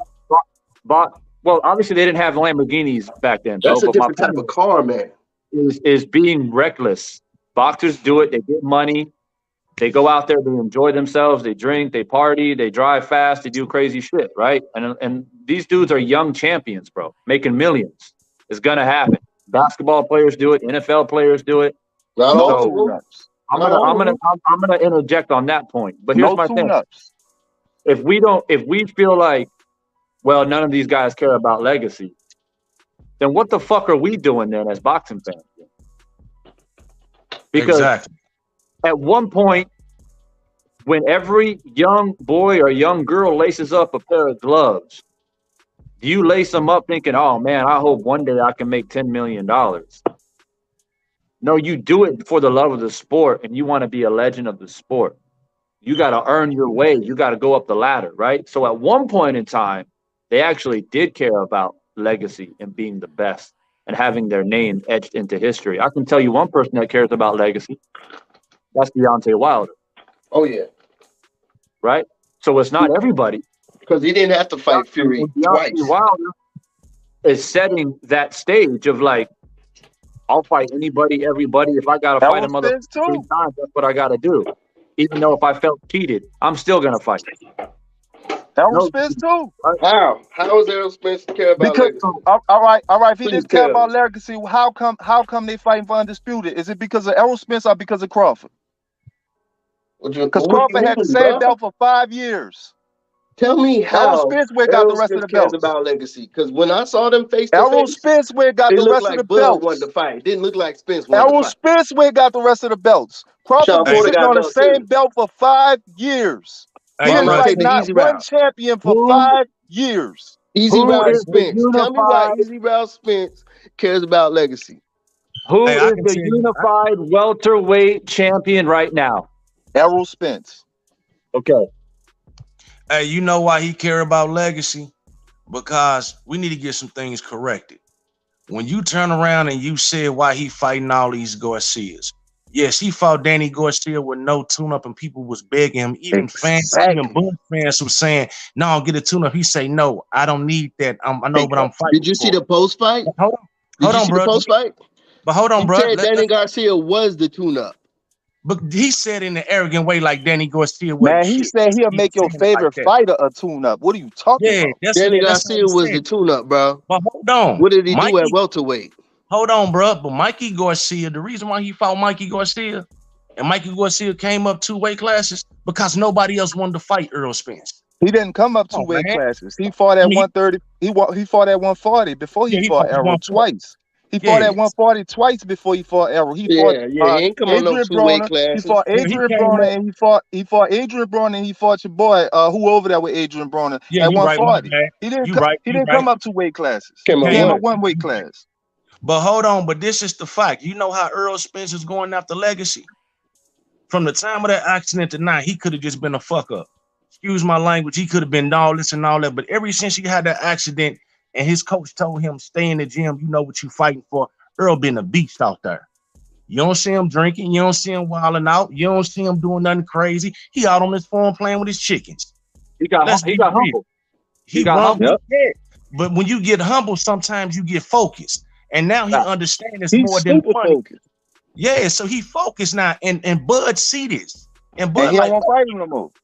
he say, man, I got to get this right. And then my thing is, Bud care about his legacy, because I'm gonna tell you the worst thing that happened to Bud, man, is when they told Bud, hey, you gonna make it to the Hall of Fame. They brought him there and they cast his hands and all that other stuff. If you want to talk about an interview, look at that interview. He say, I don't need Errol Spence. I'm already headed to the Hall of Fame.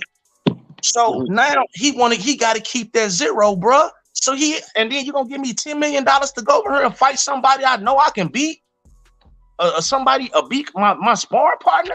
Come on, man. And if we gonna talk about Bud, then we're gonna talk about Terrance Bud Crawford. If we're gonna talk about Tyson Fury, then you need to add in Canelo Alvarez to this too. So, Because he do the exact same thing. okay. Facts. So was the fight gonna get made for That this Yeah. year? Yeah. It was gonna Everybody get made for November 19th.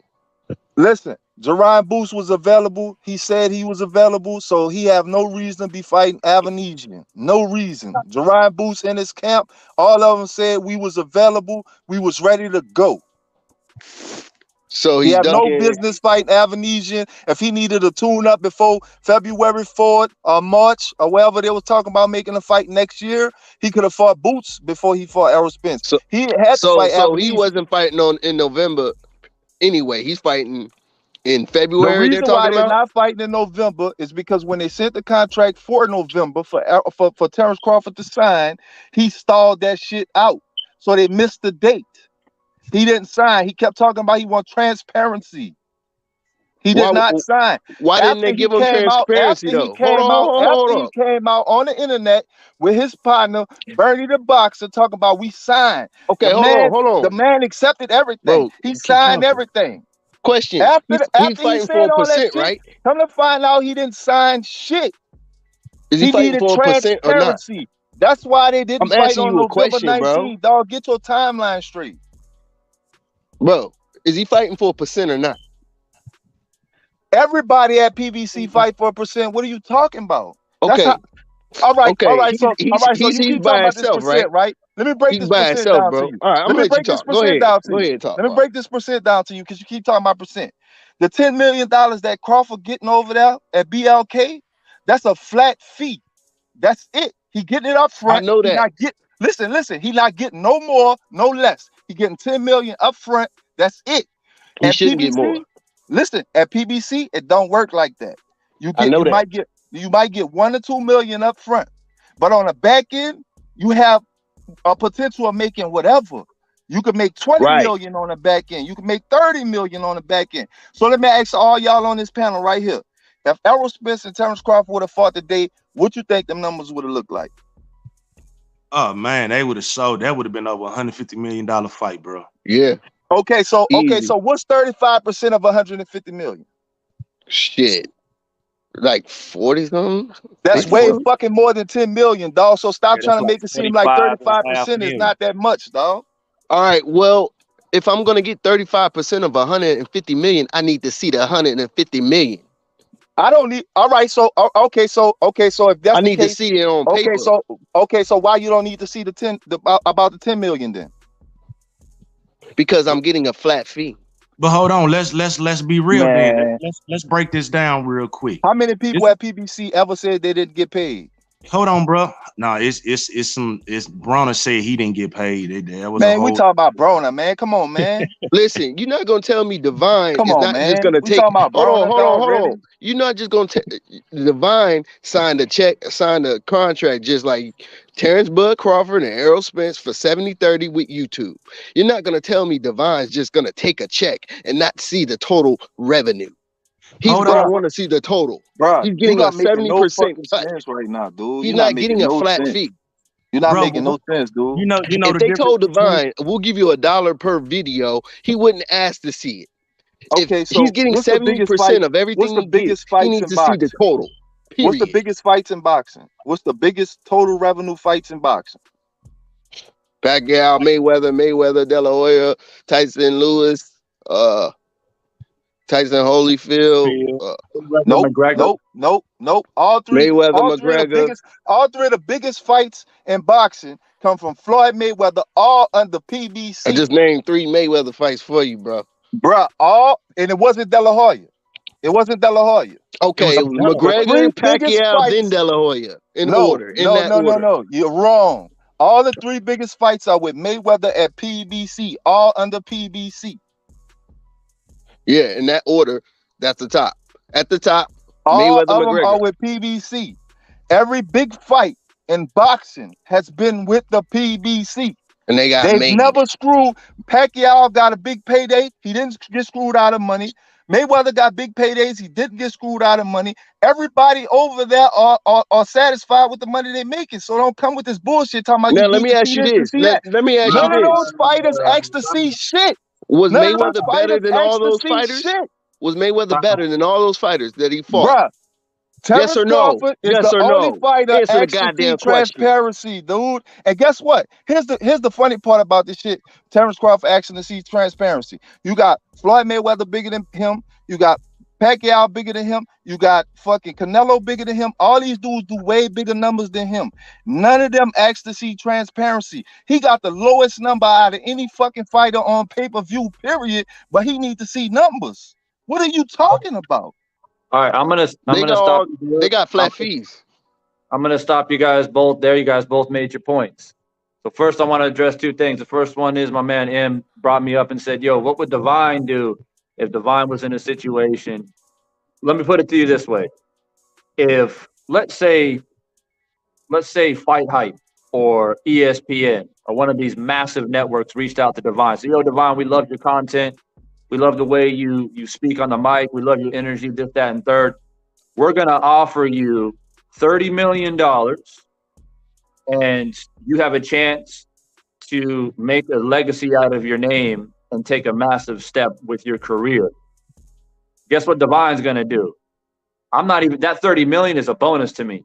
The legacy and the opportunity to build my name into something bigger and have the opportunity to be on a big network like that, sign me up.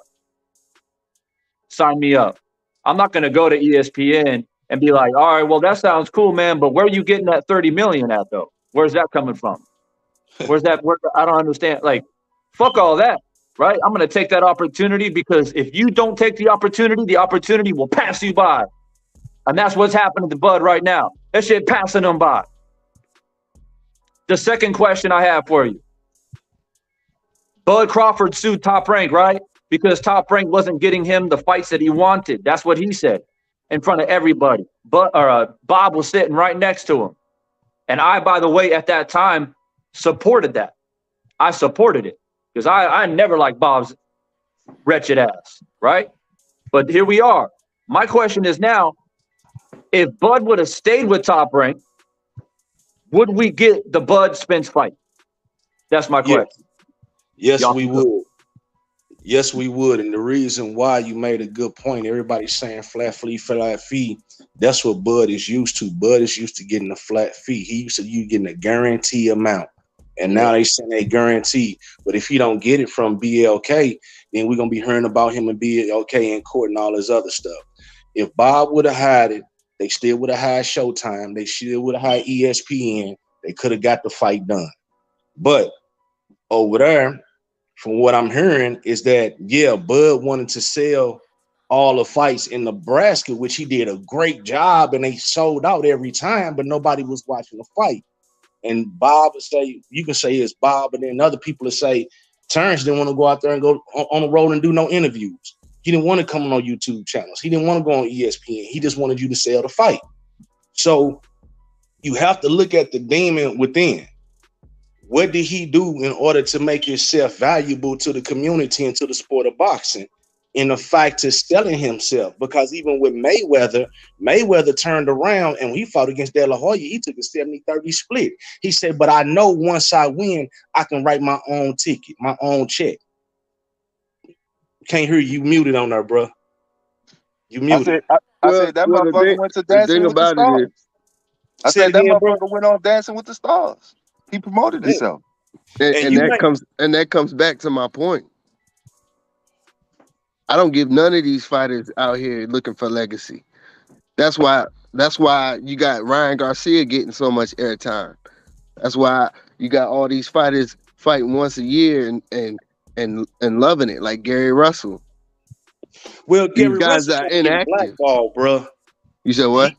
He got kind of getting blackballed. blackballed, bro. But Gary Russell, his whole career, man, if you really take a look at it, bro, his whole career, he basically been to the point to where it was hard for him to give fights that he should have had. Matter of fact, Regis going through the same thing. This is what I know. I know he said on camera that he loves fighting once a year. He don't care about not fighting more. I know he said that at one time. That's not what he said on camera. What he said on camera was, if they're not gonna give me nobody, no big names, I'm gonna just satisfy my mandatory and I'll be cool with that. That's what he said. Yeah. Well, if he's not getting fights, I heard that his dad said Al Heyman told him, "Why would you want to?" The reason why he's not getting fights, dog, is because he disrespected Floyd Mayweather. Let's just keep it 100. Yeah, he did. So Floyd is the boss, and Floyd said the fight ain't happening. He disrespected Floyd Mayweather. That's why he didn't get fights. The thing about it is this: Floyd Mayweather at that time was in a position that's way higher. That's way higher than Gary Russell. Gary Russell wasn't making nobody no money, so Floyd Mayweather was able to do that. What about Big Charlo? Errol Spence is making big money, dog. Floyd Mayweather can't block Errol Spence because Floyd Mayweather ain't fighting no more. What about Charlo, man? Floyd was still fighting when he blocked Gary Russell, dog. He was still fighting. Floyd was the big money man. He was still fighting.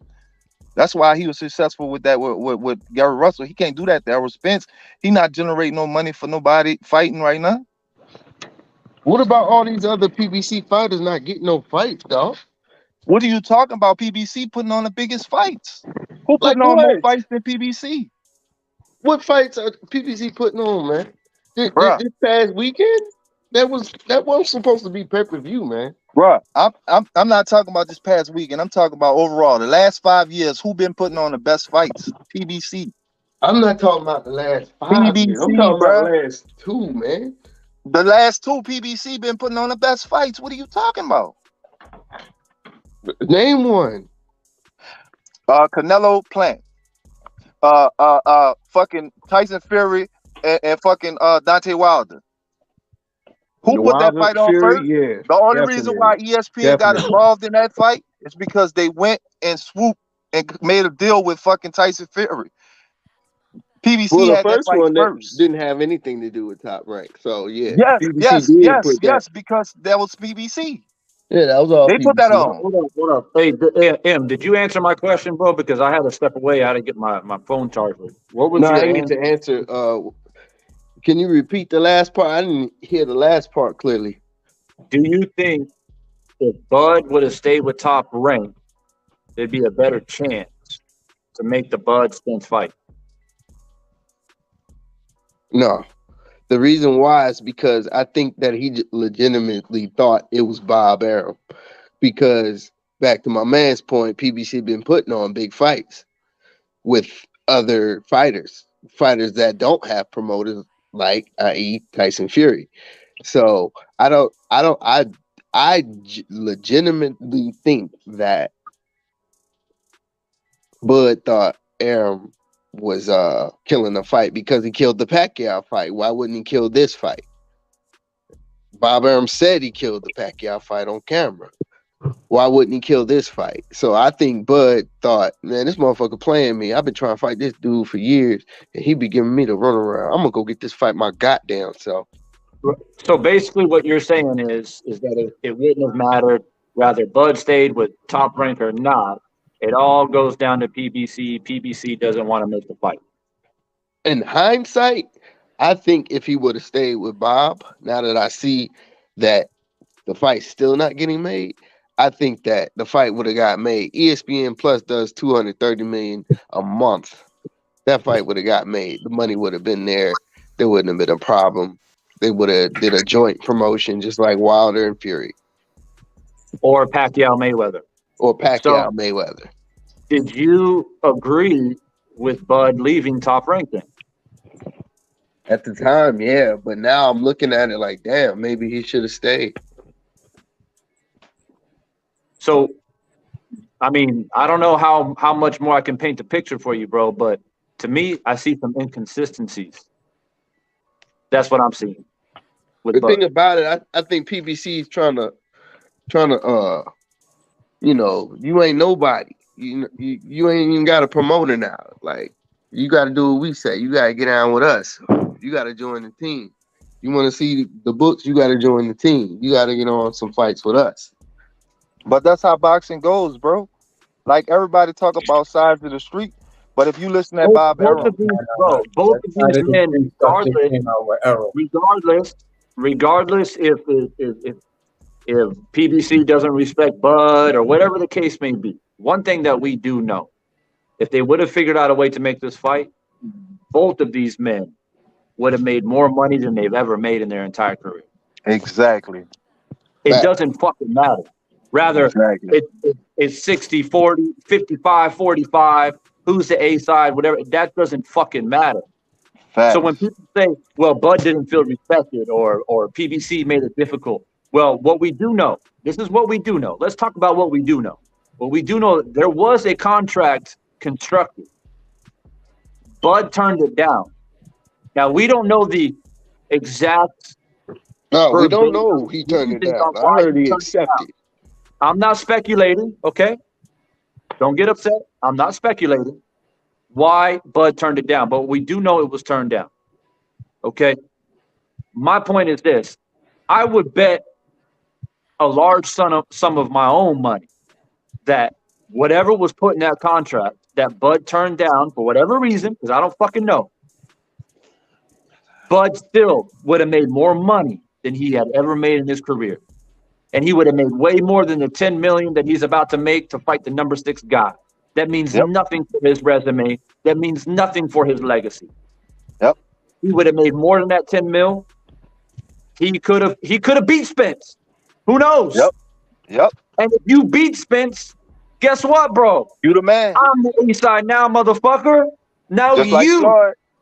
Just like now Floyd. you. If you want a rematch with me, it's on my terms. Yep. Because I'm the fucking champ now. Yep. He made it more difficult for himself.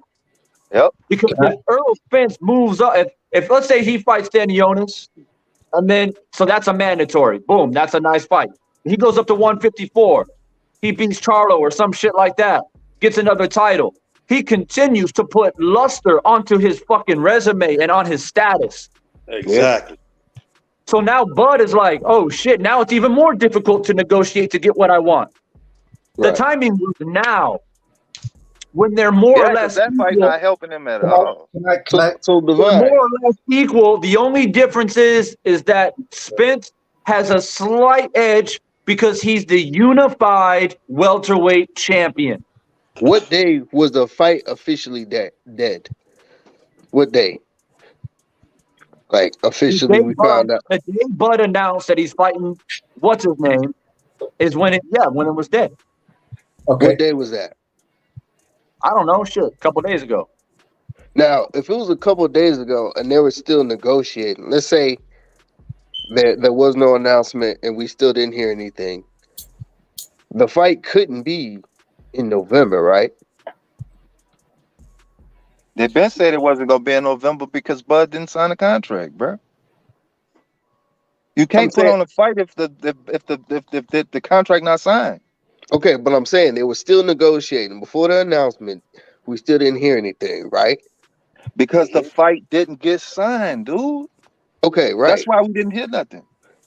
Right. No, I'm saying I'm talking in hypotheticals now. Now, let's say we didn't hear a fight announcement, right? And we still didn't hear anything.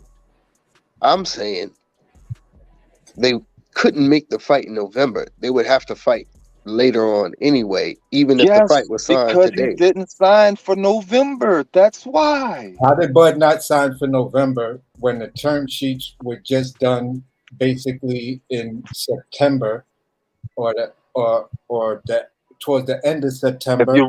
If you read, then there was the issue of if you read the article,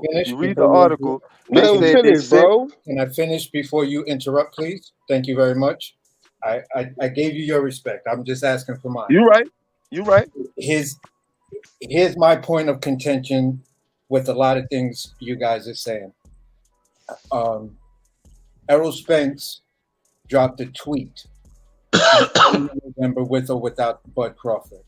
It's been stated and verified that both fighters stated that they wanted to fight this year, regardless if this fight was fully made or not. Errol Spence first drops the statement I just said about fighting with or without him, right? Floyd comes out, throws shit on the game, but we then find out Floyd is fighting in November 14th, in an exhibition, PBC, TMT, DAZN. Tank is fighting in December. Why didn't PBC, after their cash cow? Now, this is where I'm going to give your boy Errol his props. Errol is the highest grossing PBC fighter. No, he's not. Out of Wilder. Let me finish, please.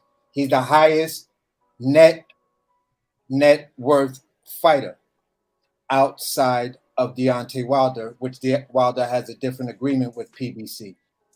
Errol Spence net worth is between $7 and $8 million. The Charlos combined, their net worth is $6 million combined. Tank is $4 million.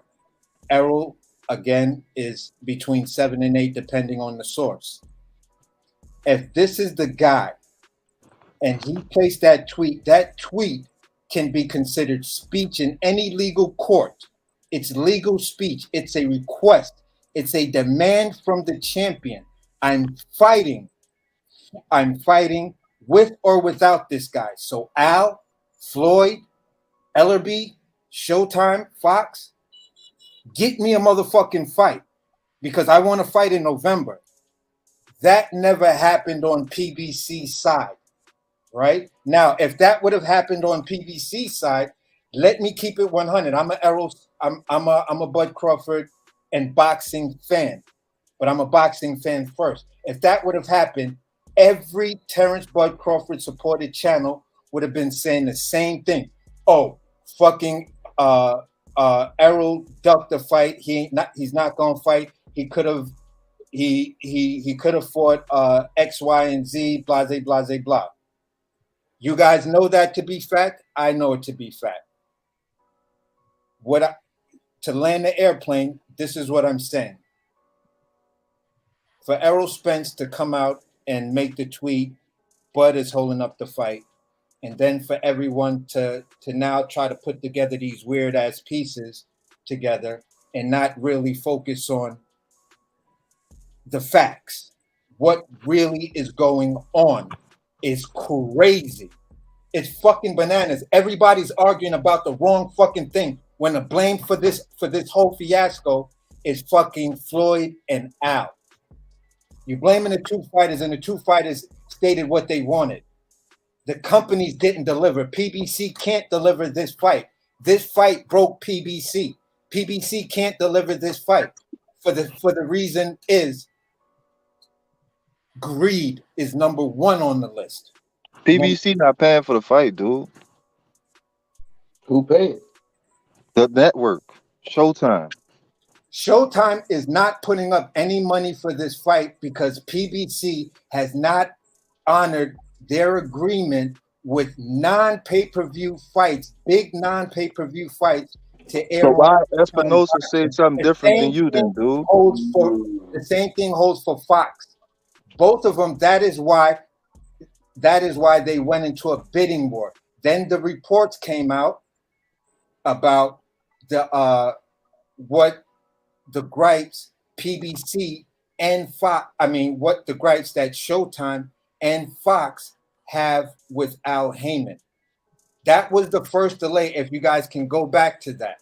That was the very first delay. The second delay was about piracy, streaming. So these are bullshit delays that never really fucked with any other fight before. All them delays did not come from nobody who had nothing directly to do with the fight. All that was outside sources you talking about, dude. I'm talking about Floyd Espinosa Mayweather and told you Al Haymon. They himself. had you because you're not listening. You're not listening. You're developing a response before you can even finish hearing what I'm saying. This is what usually causes people to interrupt. But what I'm saying is simple. PBC cannot deliver this fight. Divine Sense can verify this, vouch for me with this. The last time I got on one of his lives, I said the fight will be announced. What was going on was brilliant marketing strategy. The fight will be announced on the 15th. I'm willing to put money on that. I was willing to bet cash on that. I got into arguments, which I don't argue with men, on this thing because the one guy was telling me we're waiting for a fight that's never going to happen. At this particular point, looking at all the tea leaves of what's been happening since day one, with what's been happening from day one, since 5 years ago, since this fight was talked about, there's something wrong now that we hear. PBC can't deliver this fight, and that's it for me. And instead of blaming Bud Crawford for doing the right thing and moving on, because Divine said himself and everyone else said, I'm on this video. say whatever they need to say, do whatever the fuck they need to do, so move on. So, but the problem with the moving on for me, bro, is how he moved on. He moved on and said, I'm taking this stay busy fight because it's actual fact he hasn't fought since last November. We're 1 month away from November, right? That's going to be a whole year. His next fight is even after that year, so he's going to be a year plus before he takes what you can call a tune-up fight. You can call it a stay busy fight. You feel what I'm saying? Okay, but hold on. He's 35, bro. Fighting who he's about to fight doesn't do shit for him, other than like quite literally. Oh, I'm just doing a fucking thing for his career, but keep him busy. Right, but at 35, there's no point of taking those type of fights, bro. What point is it?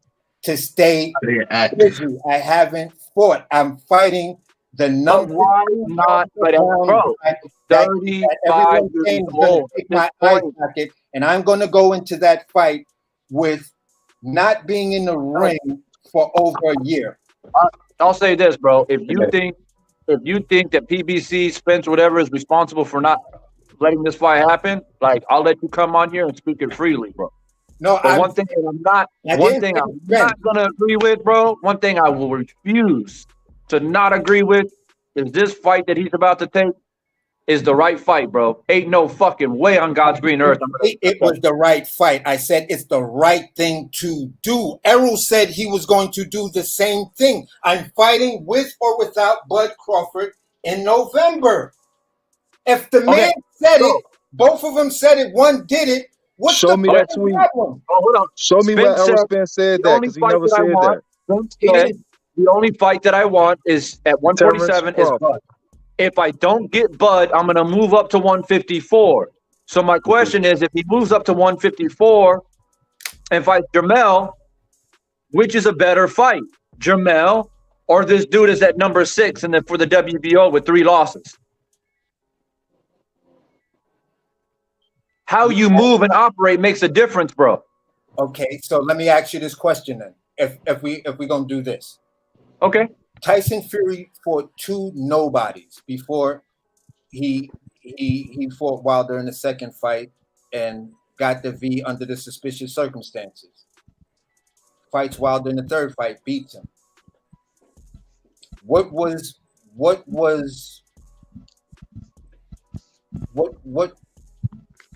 the big difference? What is the big difference in the fact of Deontay Wilder fighting Tyson Fury because he couldn't get the fight with AJ and he said he's moving on? They're still talking about an AJ and Wilder fight. If the fight doesn't, if Errol moves up, because for some reason now he's complaining about weight. If Errol moves up and goes to 154. Bud is going to 154 too. We still going to get the fight. No, we not. I feel like that's a reach. But let me ask you. Let me answer your question. First off, I hate using Tyson Fury as any measuring stick because the dude is inconsistent. He's a liar. He's a deceiver. And I actually hold Bud to a higher standard, bro. So but I'm saying is pound for pound. Bud is an ambassador of boxing. Bud has never stirred us wrong. Tyson Fury has stirred us boxing fans wrong. Why are we again fighting Chisora for the third fucking time, bro? So why are we placing emphasis on Bud being inconsistent when you just made the statement that Bud is not? You can't have two things in the same space. Earlier you said I keep finding inconsistencies with Bud. But you just said he does have inconsistencies because he's talking about, he's the one who said, and I'm sure you agree, that he wants to fight Spence, right? Yes. For legacy. So the next best thing other than Spence is sure as fuck not the dude he's about to fight. You got to do the next best thing at 35 years old when you're the pound for pound best. So then you have a standard to uphold. So don't compare the next best thing, right? If the fight keeps being pushed out, this is why Bud said he didn't sign the contract, or Bud's people or camp is stating that he did not sign the contract because the fight kept on being pushed out. For me, when I hear shit like that, and then think back to the 19th fight date, which seemed to be so fucking real because it energized the shit out of YouTube. Even Fight Hype or Fight Hub, whoever Floyd said, if you don't hear it from me or hear it from them, it's not true. Fight Hub was even reporting about the 19th fight date. Some reason, shady shit happens. The fight is pushed back. Floyd now takes the 14th. So my point is this. Wilder makes the statement. Now, I need you guys to follow me because these are a lot of different pieces that come together to paint one picture. Wilder, at his post-fight interview after knocking out Helenius, if anybody watched it on the panel, made the most important comment I've ever heard a fighter say in the four-belt era. He said, don't be surprised or be surprised when you find out the biggest draws in boxing, your favorite many fans' favorite fighters in boxing are trapped, stuck in fucked up contract deals and bad contract deals that they either know or don't know or knowingly accept the fact that they're getting ripped off and can't do shit about it. Errol Spence requested, I'm fighting, told his people, I'm fighting in November with or without Terrance Crawford. Where you saw that at? Where you saw that at? Where I saw that at was on YouTube on I don't know how many channels. I think it might have been BFTB. Yeah, you talking about people saying that, bro, but you didn't hear that come from Errol Spence. You didn't hear that come from Errol Spence. He tweeted, he posted it. No, he didn't tweet that. No, he did not tweet that. He did not tweet that. Go on his Twitter. He did not tweet that. Bro, I said he posted it. I said he didn't post that. Errol Spence did not post that. Wow, that's not true. Okay, that's what you want to say. I haven't seen it myself. That's not true, dude. I have to find it. That's not true, dude. He didn't say that. What you saying is true or not? My eyes seen it, and I seen. You seen that from YouTubers. You seen that from other people saying that. You didn't see that from Errol Spence. It was an Errol Spence post. Period. Lies. I did hear about it though. But you heard about it from YouTubers, but you did not see that from Errol Spence. When Errol Spence lied. You didn't see that from Errol Spence. Errol Spence lied then. I'm gonna put it not to gonna you get like in a this. debate with you. I'm trying to finish my fucking point. I'm trying to finish my point. Man, you can finish your Interrupting me. point, but don't be sitting here saying shit that's not true. Listen, I told you what my eyes saw. You can't tell me what my eyes seen is true or not true if you haven't researched. Man, I could get Errol Spence You people got a on the computer phone right now. man. Research it. You I got a could get his computer people on the right phone now. right now. I could get his people on the phone right now. That's not fucking true. So research it and then tell me. I ain't gotta research it because I So know. you ain't gotta do it, but you gotta argue with me about it like a dumbass. Because I know it's not true. He didn't say that. Save me that. Save me that dumb shit. He didn't say that. Because when a motherfucker tell me they're not gonna do something, you're willingly showing me. I just asked you, where did you get it from? You can't even tell me where you got it from. I asked you where you got it from. You can't tell me where you got it from. All you can say is you saw it. You saw it, but you can't fucking show it right now. I saw it on 7-8. 7-8 posted it. 7-8 did a whole video about it. So he posted Errol Spence saying that. So he posted Errol Spence saying video about it. Fucking so did he post Errol Spence saying it? That's what I'm asking you. Video about it. Fucking what's this motherfucker's name? Did he post Errol Spence saying it? They all had the fucking post that had Errol Spence title right at the top. So save me that. I'm not going to debate. Okay, so Errol Spence posted something with the title on top, right? So which platform did Errol Spence post it on? Floyd Mayweather is fighting on. Floyd Mayweather is yeah, exactly. Fucking lie. Floyd Mayweather is fighting on the 14th. Deontay Wilder made that statement, said that fighters are trapped and they can't do shit about it, knowingly and unknowingly being ripped off. He said, "This is why for me, I don't gotta box no more. I don't have to put my life on the line. I made proper investments and I did things so this way I can just be the people's champion, give the people the fights they want to have." He said, and he said, let me be even more real. It happens in my camp or my stable, however he put that. So for me, when I look at Wilder saying something that is that important and crucial as that, because the man is always speaking truth to power. When I hear Wilder say shit like that, and then to find out, and then go take 3 steps back, Errol Spence made that statement. Regardless, he said he wanted to prove. It's been proven that both Errol Spence and Crawford said they wanted a fight this year, even if this fight couldn't be made. So the point I'm making, the point I'm trying to make here is this. Why did not PBC, when the fight's being pushed back, why is the fight being pushed back? Why is the fight being pushed back? That's the crucial fucking question. Why is the fight being pushed back? You keep talking about it being pushed back, but why? You asking me, you asking someone, you're asking me a question that I only can answer.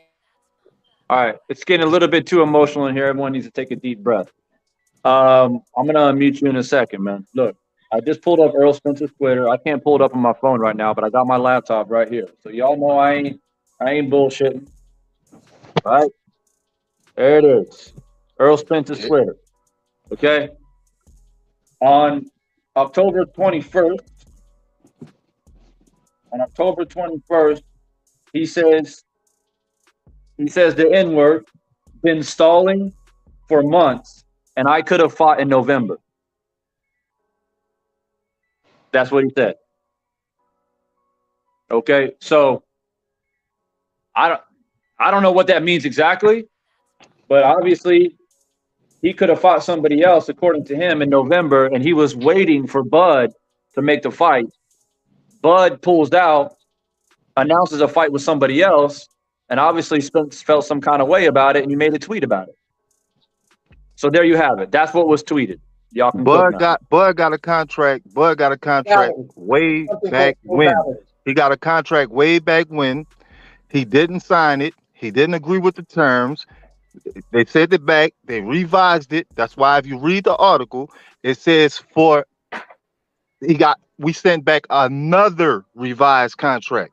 They've been sending back and forth revised The contracts revised for contract is months. supposed to have For $5 million months. They've upfront been sending guarantee. they've been sending Bud revised contracts for months. And every time Bud got a problem with this, I got a problem with that, they send it back with whatever problem he have at this time. And now he got these new problems, and and this shit been going on for months. That's what he talking about. Okay. And that's true. So let me ask you guys something. Or let me put this to Divine, because Divine would know this because he has a business. In lease negotiations, right? In your lease negotiations, would you say they went pretty fast, moderate, or slow? Because when you guys were hashing out deals, and the term, once you got your term sheet and then it went into lease, you had to make sure everything was copacetic financially, lease rate, hikes per year, and a whole bunch of other shit. Yes or no? Do I think the negotiations were slow, moderate, or fast? Is that the question? Yeah. I mean, yeah. I mean, I have multiple businesses. So does every lease negotiation go smoothly, or are there hiccups where the lease negotiation takes more time than usual? Oh, there for sure. Hiccup for sure. Yeah. I mean, we're not just talking about the most recent 8 months of negotiation. We've been talking about this fight for 5 years, bro. So obviously, it's slow. So we've been talking about the fight for 4 or 5 years. But yeah, what I'm saying is, right now, the fight is moving into from being talked about to coming to fruition. Now we're talking about the biggest fight in boxing in the 4-belt era. I don't believe any other fight in this 4-belt era is bigger than these two basically prime fighters, both undefeated, both remarkable. You feel what I'm saying? One has a slightly higher edge in accomplishments, but the other one has the slighter edge in what he's done to market himself and be the bigger draw, right? Yeah, I'm with you on all of that. So what's your point, brother? So the point I'm saying is, with all the money that's on the table for everyone involved, lease negotiate. I mean, not. Oh my God, contract negotiations are not going to go as easy as what is normal when we look at all the intricacies of what has come out right now and what we know about what's been agreed to in the term sheets already. So what's agreed to in the term sheets, and then when it goes to contracts, sometimes those words get changed.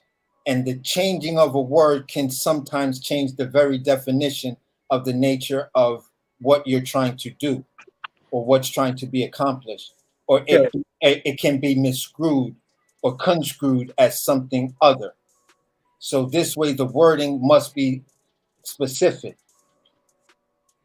Okay, so look, let me narrow it down. All right, make it a little bit easier. Yeah. So I hate to interject business into boxing, even though it is what it is. I feel like there is a substance of a sport that should be renowned as something legendary that should over proceed or excel how much money people get in their pockets. But that's just my opinion. But while they're also, I run multiple businesses, right? One thing that I will say to make it simple for everybody who may not understand these intricate details, it all comes down to the power of negotiation. Yeah. That's it. Yeah. It all comes down to the power of negotiation. I might be trying to close a deal with one of my investors, I have a business plan, right? I want to start this business. Let's say I want to open a gym, right? So I have an investor, they come in, they hear my idea. Now they're going to try to save their ass, right? So when they come back with the term sheet, they're going to stipulate what they expect from it, the timeline of when they expect their investment to be paid back, all that shit, right? Now I may agree to all of that, but all right, cool. Now let's construct the contract now. So it's binded legally, because a term sheet is a term sheet. It's not like that's just talk. Your hearsay, right? Yeah. So let's make it legally binding. What you and yes, sometimes the terminology changes. That is true. But here's the thing. Well, like I mentioned to you earlier, when you are sometimes in negotiation, there's also a proposal involved in it, right? There's a sacrifice involved in it.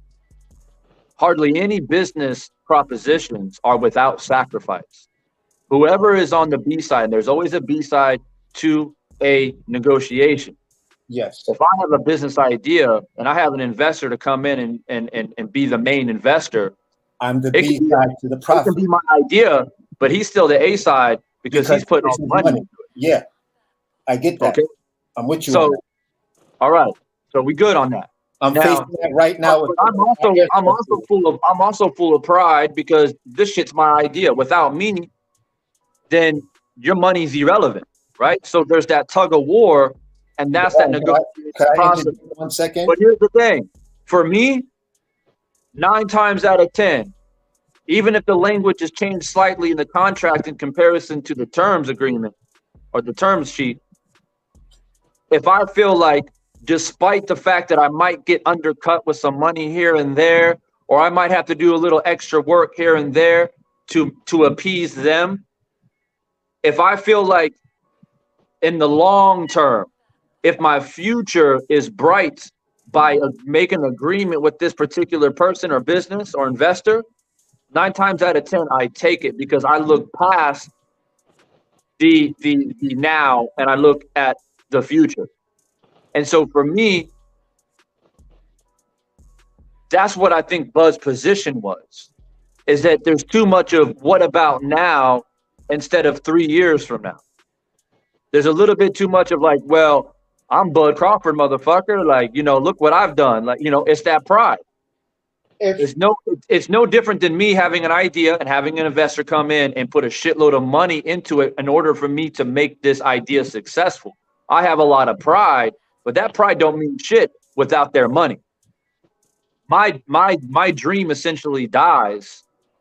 My idea dies without their investment. It's just an idea on a piece of paper. Listen, bro, I'm going through that same thing that same scenario you just mentioned with my airsoft field. I have a company called Evic and a field called Ricochet that are both interested. I don't have $100,000 to put up for the field. So I'm trying to bring these people in, but they want to fund it themselves. It's still my idea, but I'm giving up a hell of a lot, which frightens the shit out of me. It has me up late at night, not eating properly and shit like that. So I get what you're saying. I get negotiations. I'm going through heavy negotiations right now. You understand what I'm saying? But at the end of the day, sometimes shit must be, or shit has to be, not that good to make me say, hold up, whoa, wait a minute. Listen, you guys got to understand one thing. I'm coming into this somewhat with this, but I'm giving control to you. Hold that thought. I'm fighting for free. Hold that thought. Well, he's not going to fight for free. He's going to make the most money he's ever made in his career regardless. But let me say this. Look, there's a difference in business negotiation between getting undercut or getting the slight less value, even if it's 20% less or 25 or 30% less, in comparison to getting completely fucked over. Now, obviously, if an investor comes to me and says, hey, man, I like your idea, so here's what we're going to do. I'm going to give you $500K. I'm going to give you $500,000 to start this business. Now, once the business leaves the floor, I want 70% of your profit share.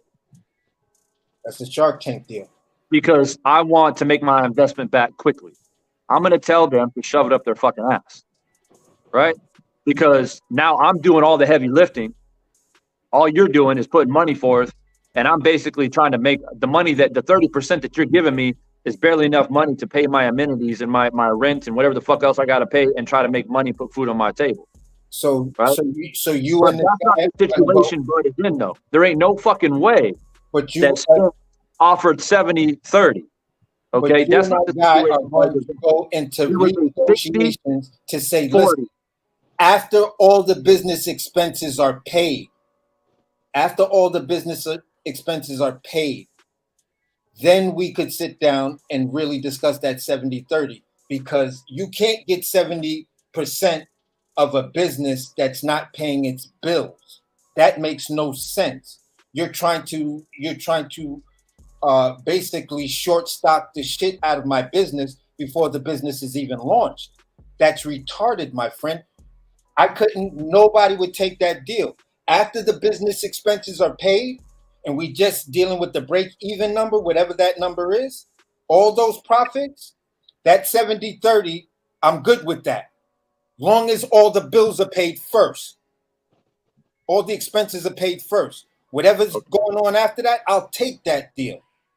If that's what it means, because at the end of the day, after the profits, if the business grosses 10 million and it's only costing us basically 3 million to run the business and to pay all the expenses, then that's $7 million of profits there.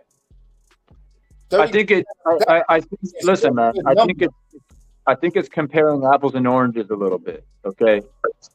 Yeah, we are. What I'm saying, Bud and Earl are prize fighters, bro. Boxing is called prize fighting. They what he can listen, get, bro. Listen, because he doesn't have anybody representing him. I'm not talking about an airsoft company. I'm not talking about a fitness company. We're trying to make comparisons and use analogies to make it a conversation and explain it to the people in the audience. But we have to take a step back. Look, man. Yeah, definitely. These are prize fighters, bro. They get paid to entertain and to fight and to punch another man in the face. Okay, yeah. For what? An hour? Right? They're gonna get millions of dollars for an hour. Definitely. All right. So look, nobody wants to be undercut. Everybody's got their pride. Everybody has their own value set for themselves. Boxing is a business. Like, I get that. Bud is not coming out of pocket, bro. Bud is not. There is no, oh, I'm losing money here. Like, he's not having to invest money and then try to make. But like, we're making the wrong comparison here. Bud is going to step into the ring, fight for an hour, and make more money than he's ever made in his entire career. And like I said to you earlier, bro, you got a chance to beat Errol Spence. You got a fucking legitimate chance to upset the champ and take all the belts and become undisputed. That's exactly what I'm talking about. It is my faith within myself as a prize fighter. Now, they may offer me 70-30. I might think that's some fucking bullshit. But I know going into it, and I've said this on multiple occasions, bro, the power of negotiation is this. You want 70-30, which it wasn't, by the way, but we'll run with that. Okay? Yeah, just for a conversation. All right? 70-30. I think that's bullshit, but here's the thing. I know I can beat you. So it don't fucking matter. Now, what I want to put in the contract, y'all can keep it whatever you want to keep it. You don't have to show me any transparency on where the money's coming from. Fuck it. As long as I know that I'm getting this amount, it's going to be more than I've ever made, and I have a chance to become undisputed, I'm going to take it. But my only counter negotiation will be this. If I beat you and there's a rematch clause, I'm now the A side, and I want to flip that. Now I get what you got. Now I take 70-30. Right? Now, if that's what Bud did, and then that's the reason why the fight actually fell apart because Errol Spence wasn't comfortable with that, then you best believe Divine Sense Boxing will come on here and be like, yo, Errol Spence don't want that smoke, bro. Because not only are you A-side getting 70-30, you getting the venue, you get all the shit that you want as an A-side fighter in this fight. And Bud is willing to accept all those terms. The only thing that Bud wanted was a rematch clause saying that if I beat you, then this is what I want in return. If Spence declines that, then Spence is the one who doesn't want smoke. Okay, it's very But that's important. not what happened. Okay, that's not what. And I saw somebody in here in the chat earlier saying, "Oh, Spence wanted to force Crawford to sign a 2-fight deal for 70-30, win or lose." That's a fucking lie. No, that is a lie. But that is a lie. Okay? That is a lie. So one-fight deal. The same reason why Pacquiao and Mayweather was a one-fight deal. It was clear. This is how much Pacquiao gets. This is how much Mayweather gets. We got the back end. We got the pay-per-view. This is what it is. All right. It took fucking 7 years to make it, but they got it done. And guess what? Pacquiao made more money than he ever made in his entire career. Why? Because Bob Arum was fucking Pacquiao over for years. Okay? So it is what it is. Pacquiao walks away from that fight a fucking millionaire. So if Crawford, I mean, we made the point all night, bro. If Crawford, he's about to go fight for 10 million, right? Take a fight that means zero for his legacy. Absolutely fucking zero. When you comb through Terrance Crawford's resume, when it's all said and done, you're going to see this dude there and be like, oh, who was this guy again? Oh, yeah, that guy, he lost to Lamont Peterson. It's irrelevant. But he would have made more money. I'm sure you're a smart man. I know you can agree to this. He would have made more money, upwards to 30 to 40 million, if he would have fought Errol Spence. So it's not a question of money and how much money's going into his pocket. There's literally pride. He's not fighting Errol Spence. They're saying they're still in negotiations. They say what's been reported is it was until he walked away from negotiations. He didn't walk away from negotiations. Where did you bro? You listen to Steven Espinosa and you listen to Errol Spence, the people that's involved, that's what they said, bro. When did they say that? Today? Errol Spence is in an interview with Dallas, one of those Dallas news medias. He's in an interview. He talked about how he walked away. They left him high and dry. They didn't even know he had another fight lined up with somebody else. Errol Spence said that must be what he had in his back pocket. Because we sent the revised contract to him with everything he asked for, and we didn't hear anything back from him. Suspicious. That is highly suspicious. That sounds like that's what Errol Spence said, bro. And Errol Spence retweeted. Errol Spence retweeted the shit, bro. That sounds like cat. And Errol Spence also tweeted on May 28th on Instagram, not tweeted, but he posted on Instagram on May 28th when they first sent Terrance Crawford the first contract and told him using Mike Tyson as a meme, sign the contract, big boy, sign the contract. Bud did not sign that contract. They revised that contract, sent that contract back to him. He didn't sign that one. This shit been going on since May. Bud has not accepted none of the contracts, bro. Exactly. And the last contract they sent, Bud, the last revised one, go read the article. Errol Spence retweeted it. It's on his Twitter right now. He retweeted it. The last contract they revised and sent Bud and gave him what his lawyers asked for to be changed in the contract. They sent it. They haven't heard back from him for 2 weeks. They having concerns that he not committed to the fight. Few days later, Bud announces he fighting Avanesian, bro. Okay, all right. I'm having difficulty believing a lot of that what you said, because knowing the nature of Terrance Boyd Crawford, that those moves don't sound like something he's ever done in his past and would do. What nature of Terrance Crawford? He ain't fight nobody. What are you talking about? He ain't fight nobody. All right, cool. Well, so check this out. He didn't fight nobody. But check this out then.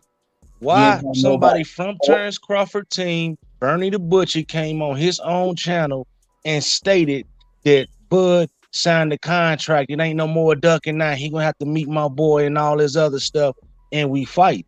And you want to sit here and you want to talk about having contracts in the business. Let's be real. Like I said earlier, when you in one contract with somebody, and all of a sudden, if we in a law-binding contract, and I turn around and I say, I don't want to do business with you. I want to do business with this person over here. You got a lawsuit. You got a lawsuit. So if they turned around and Terrance Crawford really signed that contract and he signed his other deal with BLK, we would be hearing about a lawsuit.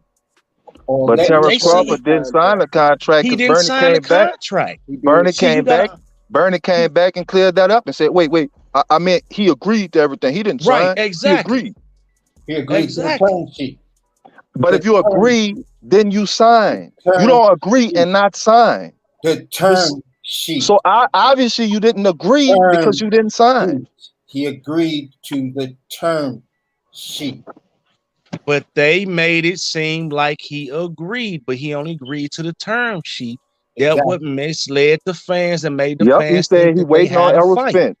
He waiting on Errol Spence. Is in Errol Spence court now. That's what he said. So understand what I'm saying. George Foreman's brother. Man, you in here capping for Bud. I'm out, man. No, I'm not. All right, be out. Cool.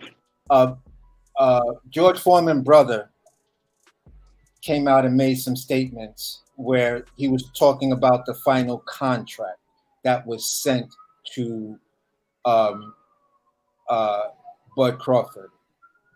He said in that contract, these were the points that were done.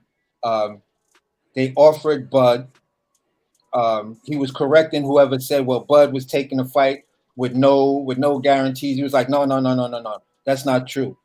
The fight, the latest contract has a $5 million guarantee for Terrance Bud Crawford, but it doesn't have a rematch clause. Bud Crawford was just saying his contention was he wanted a rematch clause. So if they fight again, he's the A side. But they just want to do a one-fight deal, $5 million guarantee, winner take all. But you look at it this way with Bud Crawford, and I said this earlier, bro. Why would I take a $5 million guarantee and get punished when I can get $10 million and fight somebody easy and keep my zero? And then you have to look at the advantage it is. Errol Spence usually walk around about 160, 165. He been maintaining 147. Bud need this tune-up fight. This is a tune-up fight for him. And by Errol keeping his body weight at 147 this whole time, it's wearing his body out. So if they do fight in March, it'll kind of make the playing field easy. But if that's your strategy, let that be your strategy. But don't leave the people to make it seem like that one person is taking over and they don't want this fight and they taking all the time. No, but Errol hasn't been like that. Errol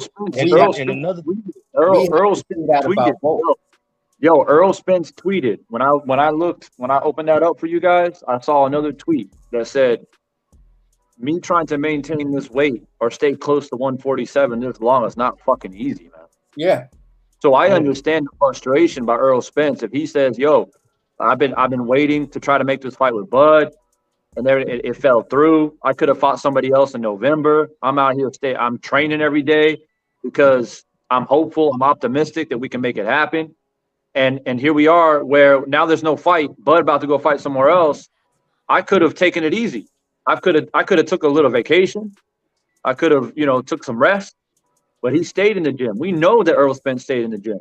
We know this, right? So, look, man, I mean, for me, I don't want to carry on about this shit like a broken record.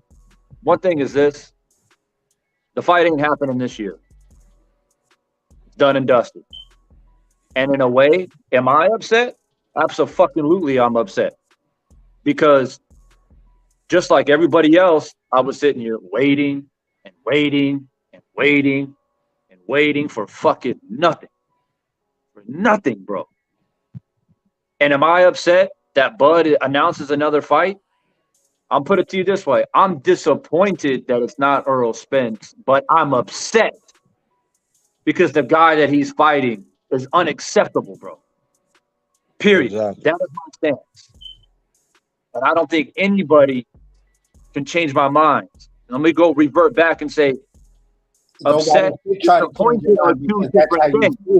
I can be disappointed that I'm not getting the fight that I want. Prerogative. That's your right. It would be asinine. But I'm not upset. But I'm not upset if Bud actually fights a high caliber fighter that is a notable name that actually benefits his resume at 35 years old.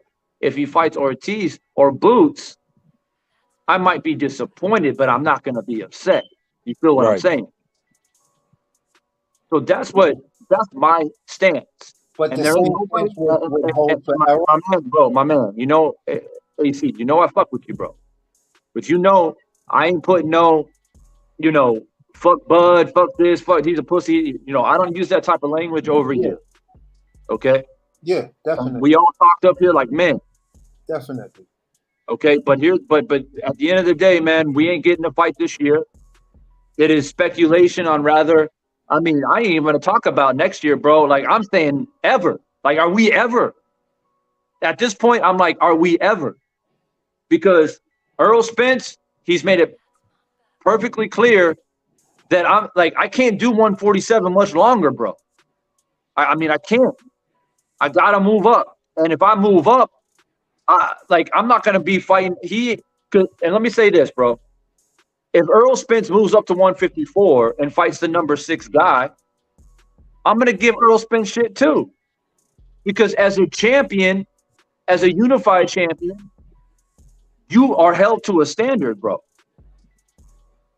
See, heavyweights, they can get away with that shit because, you know, they can only fight so many dudes, right? They don't go down in weight. They have heavyweights, that's it. So it's hard to be as critical. But when you're in the meat of boxing, which is welterweight is like the median, right? 147. That's right in the middle from strawweight all the way to fucking heavyweight. As a welterweight, you can fight at 135, you can fight at 140, 147, 154, and all the way to fucking 160. There's a higher standard that has to be set as a champion.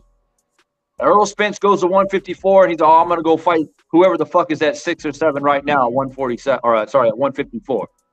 I'm going to be fucking upset. But if he goes and fights the top 3 dudes at 154,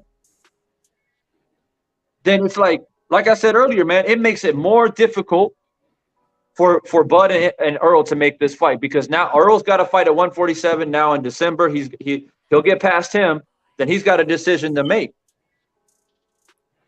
Because if Errol goes up to 154 and stays at 154, he's going to vacate all the titles at 147, right? So is Bud going to stick around at 147 and start fighting for those vacant titles that he could have fought Errol Spence and beat him and won him?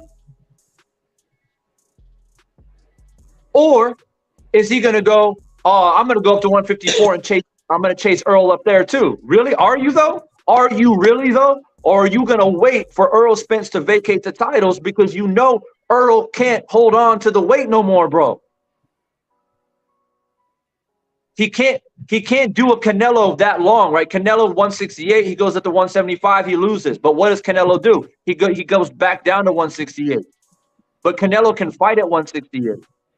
Errol can't fight at 147 anymore, bro. His body has grown past it. So maybe it is a strategic move by Bud. Maybe they're sitting back and they're like, all right, man, so what can we do to make a swift move to collect these belts? Because you only got 2 ways to do it. There's only 2 paths to collect those 147-pound belts that Errol Spence currently holds. Either you fight the man at 147, or you wait for Errol to move up because he's already stated that he's going to do it. Errol's going to get stuck up there at 154 handling business, and the titles will be vacated. So if the titles are vacated and you fight whoever the fuck for those titles and you win those titles, I mean, bro, like, how legitimate is it really? Because you had a chance to fight Errol Spence, bro, and you didn't take it from the legitimate champion who was holding those belts and defending those belts. You fighting for vacated titles. How legitimate is your reign at 147? Those are the questions. That's not Divine Sense asking a question. That will be the questions that will be asked. Every Bud Crawford fan, you got to understand and listen carefully to what I just said. I recognize talent and skill, bro, and Bud is full of it. And you know the truth of the matter is, man, deep down, even a lot of these dudes that hate Bud, you know, deep down, man, they don't want to admit it, but I'll speak for them. You know why they're so upset? Because they know the man is talented. They know the man is a threat. They know the man is something cut from the cloth of Sugar Ray Robinson and some of the greats, the skills that he possesses. But for some fucking reason, we can't see him in there in the big fucking fights when the fights matter. So people are upset because they can't see the man's talent on true display. You can't see it at 135, 140. Bro, you cannot, look, we cannot hold on to the glory of these smaller weight classes. You can only hold on for it for so long, bro. Let's look at Manny Pacquiao. Manny Pacquiao is a perfect example. When people think of Manny Pacquiao right now in 2022, what do they think? They think of, they think of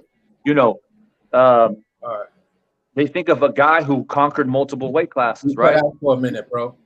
They think of Floyd Mayweather fights. They think about all those legendary fights, the De La Hoya fight, which I thought was bullshit, by the way, right? But you think of Pacquiao. Nobody clings on to Pacquiao fighting at fucking 126 or 130. I mean, he has some trilogies in there with some great Mexican fighters, but you can't hold on. Pacquiao's whole career when you speak about Pacquiao. Right. Is Pacquiao because of his entire career, not defined by one fight. He's defined by his entire career. I understand that. But Bud's legacy is yet to be written, bro. And sometimes in boxing, it's what have you done for me lately sport. It always has been and always will be. Right? Now, it doesn't mean that he's no longer a Hall of Famer if he doesn't fight Errol. I'm not saying that. He will be remembered for a guy who was an ultra talent, who conquered weight classes, but he will have a blemish, bro. He will have a blemish. And the ironic thing is that even though Manny Pacquiao came up short against Floyd, he still fought him. He still fought Floyd. But you said it took 7 years to make that fight, so neither one of these fighters are retired, so I don't want to jump that bridge and say they're never ever going to fight. That's fine. That's fine. If you want to hold on and have faith that the fight will still happen, I admire your optimism, bro. But but the way the direction's going right now, I'm not feeling it. With all the things that I see with Errol Spence moving up and Bud taking this fight that he's taken and everything falling apart, I'm not feeling as optimistic as I was, earlier this year or 2 years ago. My optimism is declining rapidly. The difference, the thing is with Manny Pacquiao and Floyd is this: there's a lot of similarities, but there's also a lot of differences. In the beginning, it was all about, top rank and I don't want to do business with Bob and all this bullshit, right? But they got past that relatively quickly. Then the holdup was random blood and urine testing. We all remember that shit. Yeah. Right? And Manny Pacquiao talking about, I'm afraid of needles, but you got tattoos and it's a bunch of weird shit, right? Or I take blood, I get weak. I don't want. It's like, well, Floyd losing blood too. Like, y'all in the same playing field. But my point is there was a different type of holdup. Bud and Errol, they don't got that type of holdup, bro. They don't got that type of holdup. They Mayweather Promotions and Showtime and Manny Pacquiao on Top Rank, they made an amends as far as the negotiation and the A side relatively quickly, bro. Like they squashed, they pretty much already had an idea of how it was all going to be constructed within a couple of years. It was the drug testing that really held the fight up for as long as it did.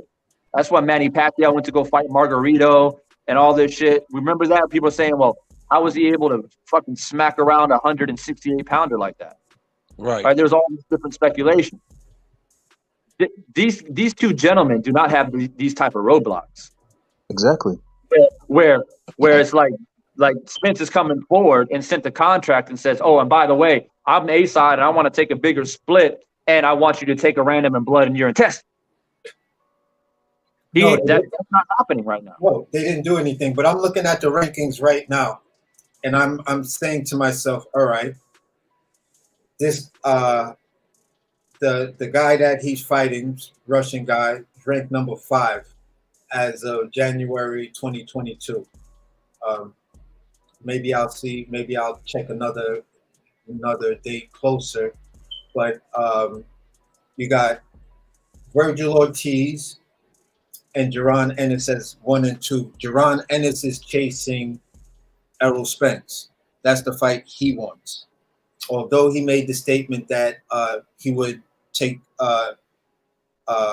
if Bud was available, he would fight Bud. Virgil Ortiz first made the statement he wanted to smoke, then and some other like little weird Spanish shit. He was saying that someone from his camp was saying he might not be ready for the talent of a Terrance Crawford. He wasn't afraid of Jaron Ennis or some shit like that. Some weird shit. The translation was kind of off, and I was trying to get my girl to come in here because she speaks fluent Spanish like that to have her translate. But the video was fucking up in my internet, and I just said whenever I go back to it, I'll go back to it to get the proper translation. But at the end of the day, it didn't seem as Virgil Ortiz was chasing the Bud Crawford fight, because instead of him fighting this guy, if Virgil Ortiz would have kept that same energy after he won his last fight by calling out Bud Crawford, he could have petitioned for that fight, that this fight was off. So Jaron didn't petition for anything. Virgil didn't petition for anything. I don't know if this guy, Michael McKinson, is still ranked number 3, or Sandor Martin is still ranked number 4. But it doesn't appear that, anybody was really hounding Terrance Crawford. So check it. This is boxing scene. This is boxing scene's ratings. Okay. And the reason why I use boxing scene is because this is their opinion, no or less. WBO's website. Yeah. But I've just used this because I like the layout. It's easy to read and easy to get through. Okay. You can take it with a grain of salt. It's just something perspective. Okay. Uh-huh. All right. So WBC, Errol Spence is the champ, as we know. All right. David Avianson is ranked number 4. WBA, obviously, Errol Spence has that, shared with Stanionis. And David is he's not even ranked in the top 15. For the IBF, Spence is the champion. David is number 8. And the WBO, which is Terrance Crawford's belt, he's ranked number 6. All right. So this is boxing scene. Now, to also reiterate my point where I was saying earlier, if Terrance Crawford moves up to 154, this is my expectation, because I hold the same standard for everybody. Y'all can keep your receipts. This video ain't going to go nowhere. It's going to be uploaded. If he moves up I'm expecting him to fight guys like Jermell, Fundora, even a Tony Harrison, even a Tim Tszyu. I'll take that. All right. Those type of guys are the type of guys that I'm expecting Errol Spence to fight if he decides to go up to 154. Guys that I'm not willing to accept is Erickson Lubin or, you know, how do you say it? Yoel Villas Gomez, Troy Williamson, you know, Charles Conwell, Jesus Ramos. These guys, I'm not, you know, these are all the guys that are ranked very similar to David Avington. I'm going to have my same energy for Errol Spence when he goes up to 154 because, like I said, these men hold standard as a champion. And Brian H., I feel you. Tony Harrison is a very, very good fight. The WBC right now, Jermell and Fundora share the WBC. And the WBC rating is, in my opinion, is quite solid. You got Tony Harrison, Tim Tszyu, and you got Liam Smith in the top 3. If either one of them moved up and either one of them fought Tony Harrison first, that's a really good fight for both Bud and Errol. That's a tough fight to win. I see both of them kind of struggling with that man a little bit. Tony Harrison. So I just want to remind people of the consistency. My objective is not to just come in here and attack Bud. I hope the same energy and consistency for everybody. That's exactly why I had to give everybody a humble reminder that this is not only about Bud. There's a name in the title of this live stream, and there's a picture in this fucking thumbnail, and that is Tyson Fury and the bullshit that he's pulling. It's the same shit, right? And Canelo Alvarez, I've roasted this dude on multiple occasions for the same shit. All right? So, look, I don't want to beat a dead horse. And at the end of the day, as boxing fans, this is the way that I look at it. My dad used to tell me this all the time. You know, God rest his soul, he passed away earlier this year. But he used to tell me this all the time. He said, look, when it came to sports or any major thing that I try to accomplish in my life, my dad would try to give me advice, be a positive influence. And he'd say, look, son, I can lead the horse to the water, but I can't make the horse drink. Exactly. And that's how I feel as a boxing fan, is that we can try to lead these boxers to the water, but we can't make them drink. You know what I'm saying? They have to hold some type of responsibility to make these fights and actually care about legacy, because before money, y'all remember, y'all understand the history of combat sports, right? Do we have to take it back to the Roman gladiators? These men had no choice but to fight. Okay? They were killing each other for the entertainment of a mob. That's where all this stuff stems from. These men that are fighting today are modern day gladiators, right? That actually get paid to do what they do, and they get paid very well to do it. But one thing that the gladiators had back in those days is they still had pride and integrity. They still had something to fight for, and that was to be a legend. Free. That same thing is still alive today, and it carries weight and it means something. And so, like I said, us as boxing fans, I mean, do we really care? Like, these men getting paid millions of dollars, they ain't putting food on your table, bro. These guys getting paid all the money they get paid, they ain't taking care of your kids, right? And we are essentially putting money into their pocket, and only thing we get out of it is to be a spectator and to be entertained.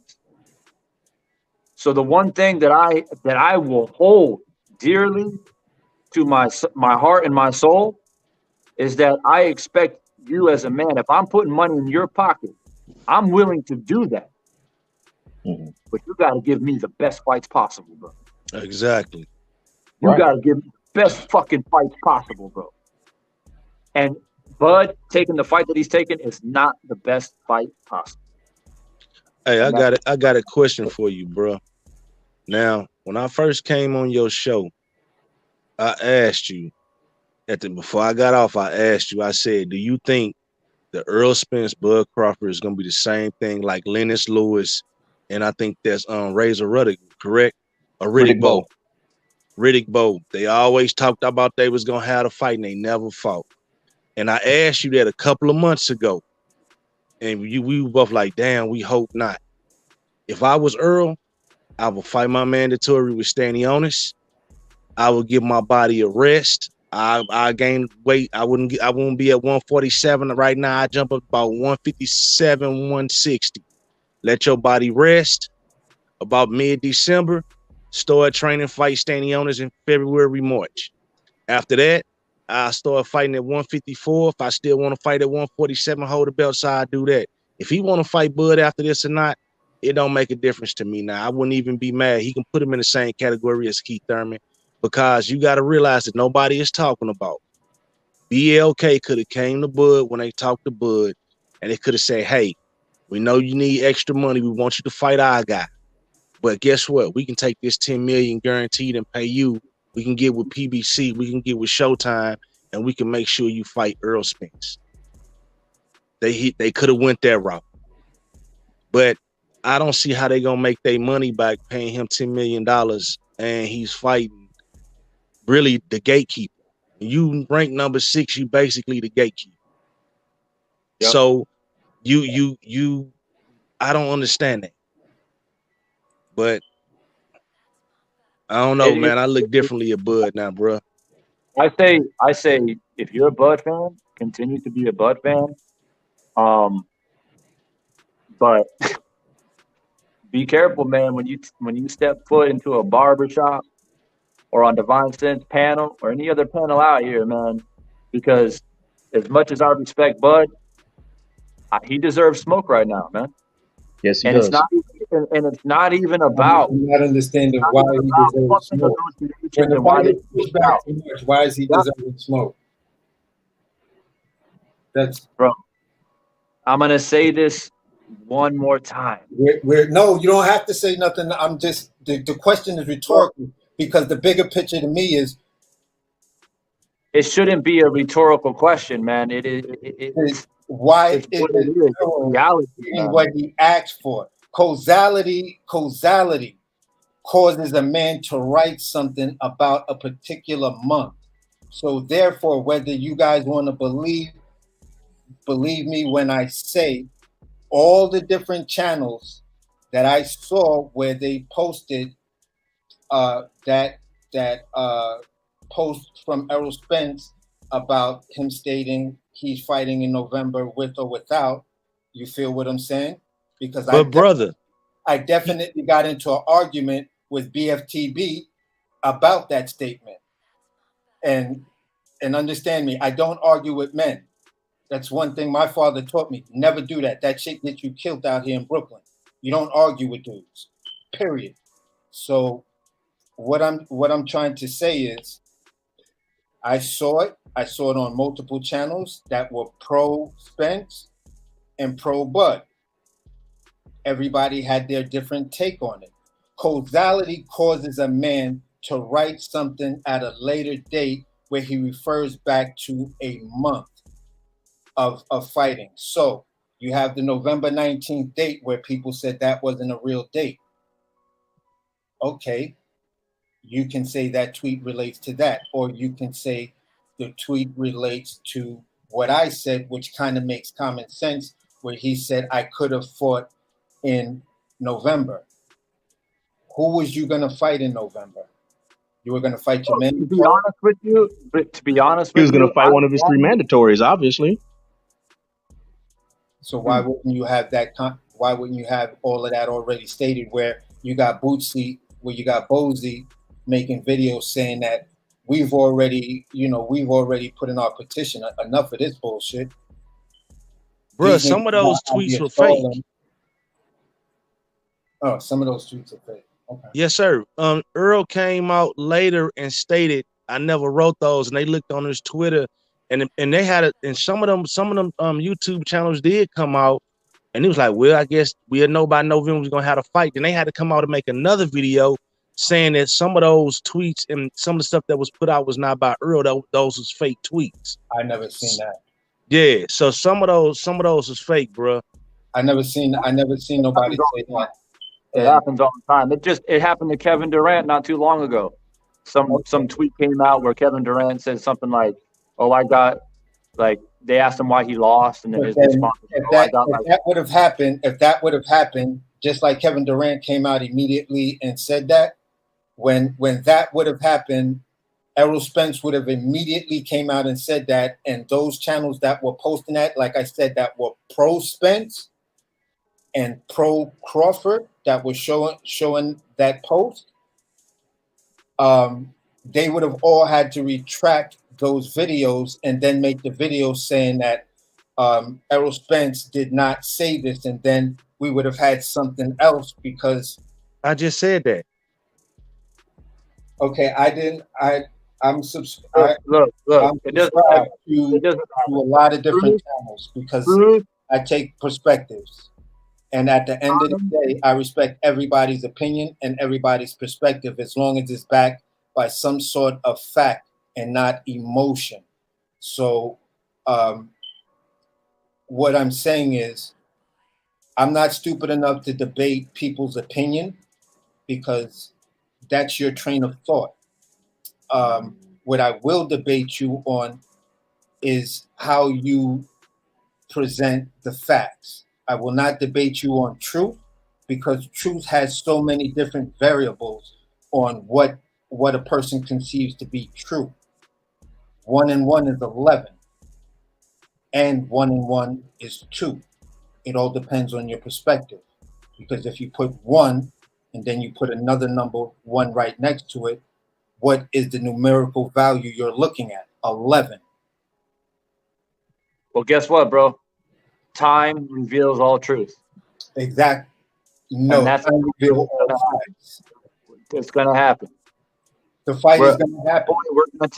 We're going to tell when my daughter comes to me and says, "Hey, Dad, what happened with Errol Spence and Bud?" By that time, I'm going to have an answer for her because time has prevailed to reveal the truth. Mm-hmm. And right now, we have no answers. We'll see. We'll see, man. And there's a few pathways. The pathways as they get older, especially for Bud, those pathways start to shrink and shorten, and he doesn't have the walls are closing in on how he's going to put a punctuation mark on his legacy. And y'all know I'm about legacy. I fuck with legacy over here. I don't give a fuck about none of that other shit about how much money you made or what you did 10 years ago. Okay? How are you going? It's not how you start, it's how you finish, bro. Always. It's not how you start. Always. So what is the punctuation point going to be on Bud Crawford's legacy? Yeah. Okay, that will be the question that will be asked, and that will be answered probably within the next 3 years. Definitely. Okay, because he ain't gonna fight beyond that. That I guarantee you. Definitely. So look, man, like we had a nice chop session tonight. We went back and forth. My whole objective here was, to build a stance from the roots, right? What is the roots of all of this shit? The roots of it as boxing fans is what? Like I said, man, we want to make sure that if we're going to put our support, our hard-earned money into these fights and talk about it and debate it and all this shit that we do because we love it, then we expect the best, man. That should be. It's no different than, as a standard as a man or a woman in life, and you're going to go out there and date somebody, you got standards.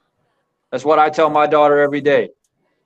Hey, you're going to do what you do, but my expectation as your father and my duty as your father to protect you as much as I possibly can, my job is to protect you, not control you. But you're going to have standards. I'm going to make sure those fucking standards are set. That helps me sleep better at night. Mm-hmm. And I hold that same standard for everything that I approach in life, is that you have to have standards within yourself. And my standards within myself about boxing is the best fighting the best. And the legendary aspects of the sport matters to me.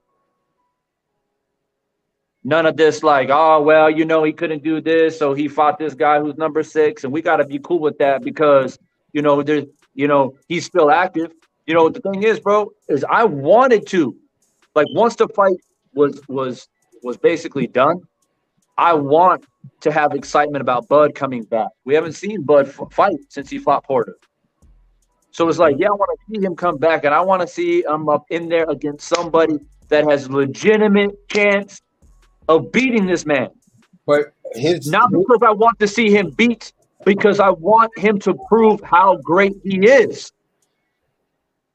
And by him beating this man, it's not going to prove shit. Okay, it's not like anybody knew he was going to fight this guy. Everyone said it was a surprise that he announced that he's fighting this guy. So to run the narrative that, oh, it's okay, it's cool. No, it's not. And I'm a Terrance Bud Crawford fan and a boxing fan. Good. As far as him fighting the fight that I want him to see, that I want him to fight, and the best fight for him is the Errol Spence fight. The best fight for Errol is the Terrance Bud Crawford fight. It's symbiotic, and I can't subscribe to a narrative that's saying because my guy took this easy route, easy fight, just polish up on technique, look good, beat the shit out of this nigga, take home a bag, you take home a nice little bag and shit like that. The company that's putting this up knows it's a loss by putting it on pay-per-view. That's what they're saying. Maybe it might not be a loss because everybody might be saying, well, this guy does have knockout power, so maybe this is a cherry pick gone wrong and Bud about to face that. Maybe that's going to be the new narrative going up into this fight. Yeah, this is a cherry pick gone wrong. Bud going to get knocked the fuck out even though this guy got 3 losses. Hey, this nigga still can punch hard. You feel what I'm saying? So they have no choice but to do that. Okay, so at the end of the day, my point is being justified that even if it was Errol that did something like this, Bud fans and Bud favorite people would be going after him, and there are some of those impartial people, non-biased channels that would give Errol Spence the smoke. I would be one of them. And I'm speaking from me. I would give him the smoke the same thing if Errol did the same. Fair. It's fair because of the nature of what is at stake already. What is at stake already?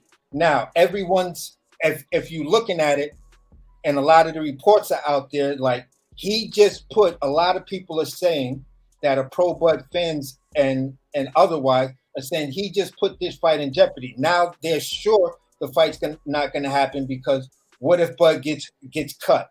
What if he gets a bad cut or gets injured? Then this fight is not happening in March.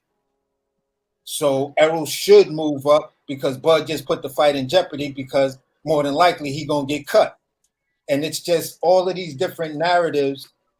And for the non-biased fans, they just see this fight truly as a fucking walk in the park, a somewhat embarrassment of who you are and what your status, and the fact that you're already a pre-Hall of Famer because you've got you're the only active fighter that has your fist casted. And you got it done in the same ceremony with Floyd Mayweather, James Toney, Roy Jones, and a couple of other great fighters. To fight this number 6 guy but it doesn't make you look good. Right. But you also have to understand, bro. I was thinking the same thing right before you said it. This guy right here has a punch of chance. And if you looking at, say for instance, he does lose, and this guy become the new champion, now he gonna need a rematch. Now the fight is pushed back even further. See, bro, I remember when Winky Wright and Pernell Whitaker was fighting. I remember when the best, I think, heavyweight lineup ever was when they had Larry Holmes, Mike Tyson, Holyfield, Razor Ruddock, what was that white guy name? Tommy Morrison. They had all these great fighters, and they was heavyweights, and they always fought each other. So we got was in there small. too, but they were young. Yeah, but check this out though. We didn't get all this bullshit that we get now with these little guys with only 3 fights in, and they can get on YouTube and Instagram and call out somebody and they fight. What about the guys who work their way up? We didn't hear about a fight. You'll be watching Pernell Whitaker fight, and you'll hear about who Winky Wright gonna fight is already signed. We'll be watching a Holyfield fight, and then we'll be hearing about who Mike Tyson gonna fight. So the thing that's messing up the fans, because what you have to understand is that most of Bud fans are Earl fans. A lot of Earl fans are Bud fans. That's what a lot of pure Bud fans don't realize. A lot of people were watching Bud and Earl when they were younger, bro. They are Bud fans as well. They just disappointed because we thinking, okay, you sit up here with Mayweather, you get inducted, you get your hands casted. So Mayweather with you after the Shakur fight, y'all in the club together, y'all talking. You left Top Rank. You finna come over here to PBC. You finna make this fight, even if it's a 1-2 fight deal, 3 deal. We finna get this fight. This fight is on and popping. We finally finna get after 5 years. Errol got after the accident, he kept himself together, got himself together, looking better than ever.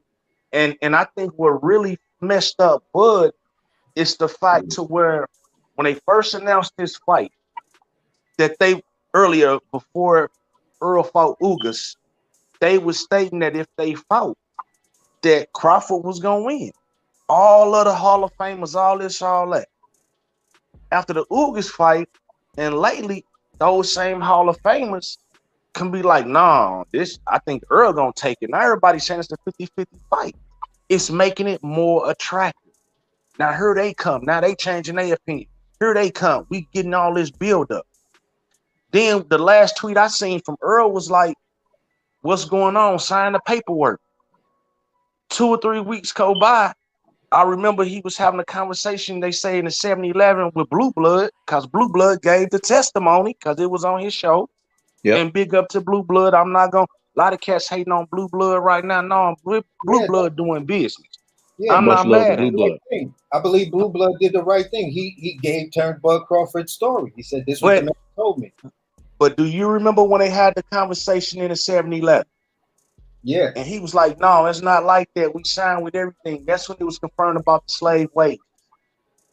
Yep, of course, on the Blue Blood Live, he said that he agreed to everything and that he was going to get 35% with no guarantee. That's what was said on Blue Blood's Live. Yeah. That's what Terrance Crawford told Blue. Yeah. And 2 weeks later, Benny the Boxer and Max Kellerman also verified what Blue Blood said. Now check this out. Now he said he signed and everything is in. Earl and them say they still waiting on it. From the time he talked to Blue Blood to the time then, he signed and he got this fight now. Even if it's done in 24 hours or what? 24 hours mean they agreed, got everything done, the term, he signed the term sheet, he signed the contract, they got everything done, and boom, now they have a fight. So it was a 10 million. And I'm gonna be honest with you, I was one of the people that said if Bud fought against Earl, this fight, Bud should not sign unless he get $10 million guaranteed. I said it on this show and I said it on another show. So I think the brother should get paid. I think Earl should get between about 30 million. He got 3 belts, 10 million a belt is gonna be a big fight. But at the same time, we gotta still look at it. During that time period that we didn't hear nothing, he signed with another fight. thought he had a contract, did not have a contract, misled the public. His team, if he didn't physically say it, his team did it for him, so they spoke for him, and everybody upset. So he just gonna have to take this heat, and he gonna have. And I'm gonna tell you, if you mess around and beat this dude, and he don't fight against Earl, don't think the next person they're gonna make him fight as the mandatory is gonna be Ortiz. Ortiz can beat Bud Crawford. I'm telling you. So we may not never get this fight. This fight is a done deal. It's a Lennox Lewis. Riddick Bowe. Yes, it's this what it turned into, bro. So we might as well move on. Somebody in the comment asked about the rematch at 126. That was a good question that I wanted to ask you, Divine, about. And also, someone came across my phone saying it's been ordered that Wilder has to fight Ortiz next. Have you heard that? Is that true? Nah, you don't. No, he's been ordered to fight Ruiz, not Ortiz. Yeah. I mean, Luis, not Ortiz. Not Ortiz, Luis. Luis Ortiz is the same person, bro. Yeah, He's fighting Andy Ruiz. Andy Ruiz. Andy Ruiz. Yeah, the WBC ordered Andy Ruiz. Yeah, that's true. Okay. Which makes sense. It makes sense because although that we would love to see Wilder fight Usyk or even Joshua, I mean, Eddie Hearn doesn't want Joshua to get anywhere near Wilder. That's just what it is. And Usyk, I think the narrative is that they want, I hate to put it this way, but the narrative is like they want Wilder to do a little bit more before, having a chance to fight to be unified, heavyweight champion again. And, Andrew Ruiz, I mean, you can argue that he deserves it as well. Right. And it's not really a losing situation for Wilder. According to Malik Scott, that's the fight that Malik Scott is kind of the least interested in. Which one? For Wilder, the Andy Ruiz fight. That was the fight that on ES News they had a video with him and Malik Scott outside the gym and a couple of other fighters. I forgot the dude, Gerald something. Gerald Washington? Yeah, Gerald Washington. I did have it right. They was all outside this gym, and Malik Scott stated the fights that he really he would love to make for Wilder. And the list was, he said, of course, Usyk first, but he was like, he's unsure of that fight because of a lot of political situations. He said, but outside of that, they would love that him and Anthony Joshua. That's the fight that he would like to go after right now. Then he was like, so, he said, so do you think the WBC is going to order you and Wilder and Andy Ruiz? And he was like, I could see that happening. More than likely, that's probably going to happen. He said, so what do you feel about that? He was like, that's kind of the least fight that I would want to make for Wilder, because Andy Ruiz comes forward. The way we've been working with Wilder is instead of using a jab, you can use the jab to set up. But he said if you look at what he did versus Helenius, he used his footwork to set up that knockout. And he said Andy Ruiz is just going to come straight at him, which is really going to be almost a repeat of what happened with Helenius, looking at where Wilder is right now. So, he'll probably, even if it's made, Wilder beats him, he's probably going to take a lot of criticism for that fight. And that's not what we want. We're trying to build a different kind of momentum. I mean, people can wipe their ass about criticism, bro. the end of the day, Usyk made it abundantly clear by not showing up to the fight that he ain't willing or ready to deal with Wilder right now. Yeah. Joshua has always been scared. He continues to be scared. And so it's Andy Ruiz. If Andy Ruiz is, in contention and the WBC orders it, it is what it is. And at the end of the day, Andy Ruiz is a credible opponent to have on your resume. It's another guy that Wilder can put on his resume that someone like Tyson Fury will never fight. Tyson Fury will fucking never fight Andy Ruiz. Right. Like he'll never fight Luis Ortiz. Exactly. Tyson Fury is only going to fight to make money. He doesn't fight American fighters. Right, he fought Wilder, and that was because, Wilder essentially pulled him out of the gutter when he was addicted to cocaine. Right. Only Wilder could have done that. Nobody else could have done that. But Tyson Fury proved again that he doesn't want to deal. He can't come to America anyway. We know that. That's one roadblock. But I think in general, he's pacified by fighting UK fighters and European fighters. His resume is full of them. So wait a minute. Where is the Chisora fight going to be? It's going to be in the UK. Okay, I didn't know for sure. Okada was paid off to drop those charges against Fury.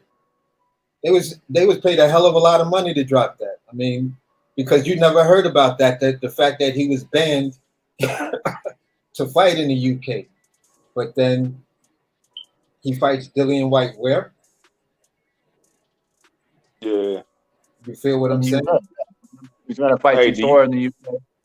So what happened to his ban? My opinion is this. Wilder will fight Ruiz. Fury will make easy work of Chisora. And I think they'll finally make the fight between Fury and Joshua. I think it's inevitable. They have to do it. They'll make it in the UK. They'll make it this big fucking UK fight or whatever. And Wilder will fight Usyk. See, that was my next question to you, Divine, man. Do you think AJ is done? His mental is gone, man. So do you think they're going to give him that one big fight with Fury, let him make some money, and he going to just retire? Or is he going to really try to come back and fight? Well, put yourself into Eddie Hearn's shoes. Right now, Joshua is not mentally stable. He proved that by throwing the fucking belts out of the ring and shit after the Usyk fight, right? Right. And then obviously going off on that rant on the microphone and all that shit, completely embarrassed himself. So you don't want to take a mentally unstable man and put him in the ring against Wilder, who will just he will end Joshua for good. Right. He'll be a fuck that. I don't really want to mess around with Luis Ortiz either.